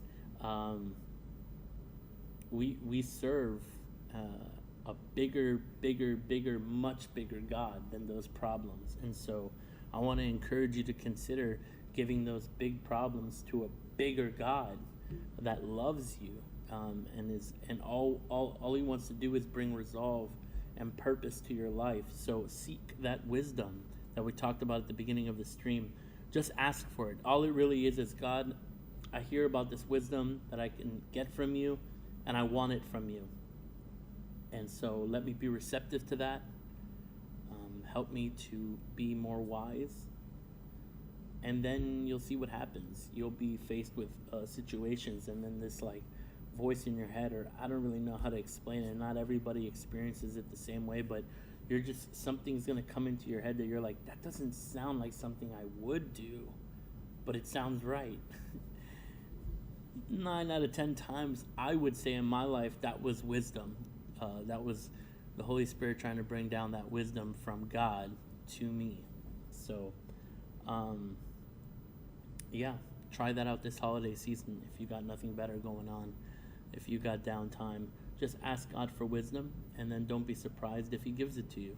And then use it and understand that wisdom, unlike advice, sometimes it's hit or miss. wisdom is always hit. Wisdom is always going to make sense, is always going to be a better or the right solution almost every time. Actually, every time. If you tap into wisdom and apply wisdom into a situation, it's going to give you the best outcome in the end. Still not going to be still going to be a little rocky to get there, but you'll be on the other side of a situation knowing that you chose to take the wiser decision in a situation, and it pays off. I'm living proof of that. For the times I've made wiser decisions, it has landed me in better places. Not immediately, but in the end it does. So all you got to do is ask. So that's what I'll pray us out for. I pray that you get wisdom. I know, and I do hope that you get really awesome Christmas gifts, right? That's cool. I hope that you understand the Jesus story and him being born. You understand that just a little bit better. And I hope you understand that this coming year will be a first full year of streaming. I'm so looking forward to that. Thank you for those that tuned in, that are on your way to tuning in to this. I hope that this just continues to be a community where you can be yourselves, and it's good and it's godly, and I want to keep it that way so that you could know that there is a good and godly way to do this, as a participant in the stream, in the games we play, but then also as a streamer one day, which I'm figuring out how to do. So thank you for being patient with me as well, and I'm looking forward to this year. So cheers to 2023. Thank you 2022, and thank you to you guys. So God bless you. I'll pray us out and we'll get going. God, thank you so much for being here. Thank you so much for tuning in as well, and joining us. Thank you. It was so fun, God, to connect with friends and to play games and talk about the MCU. Thank you, God. I know that not all conversations will be this fun this holiday weekend, this holiday season, but I do pray and ask for wisdom for myself. But then I also ask that you give those that are in the chat, those that participated today, a little bit of wisdom. Give them a little, what do they call it at like Sam's Club and Costco, like a sample, like a free sample of wisdom. And I hope that they would know that it was you, that it's your wisdom, that they just got that epic solution for a problem from, and that they would continue to ask for more from you, God. I know that you're free to give. You freely give it if we ask it. So I do hope that in 2023 we can start off strong, asking for wisdom constantly, and then applying it to our situations, good and bad, Lord, so that we can live a more peaceable life, a more wiser life, Lord, not looking like fools from your point of view, but looking like wise young men and women. And I pray safety during the holidays if we're traveling, and I pray safety just in general, even if we're at home. I pray that we could really appreciate all the gifts that were given to us with us in mind, God, and that we would say thank you more than anything to you and to our loved ones that are coming out of their way to visit, coming out of their way to encourage us, to hear us, to spend time with us, and that we would do the same for them, God. So thank you so much for this time of year. I get so emotional, and I'm just really, really thankful that you sent your son when we really, really needed him. It's the greatest gift we could have ever received, and I'm really thankful for that. And I can't wait for 2023. I hear it's going to be even bigger and better. So thank you for that too. In Jesus' name we pray. Amen. Happy holidays. Merry Christmas. Happy New Year. Well, I'll see you before the New Year, but in case I don't, see you in 2023. That's it. Bye.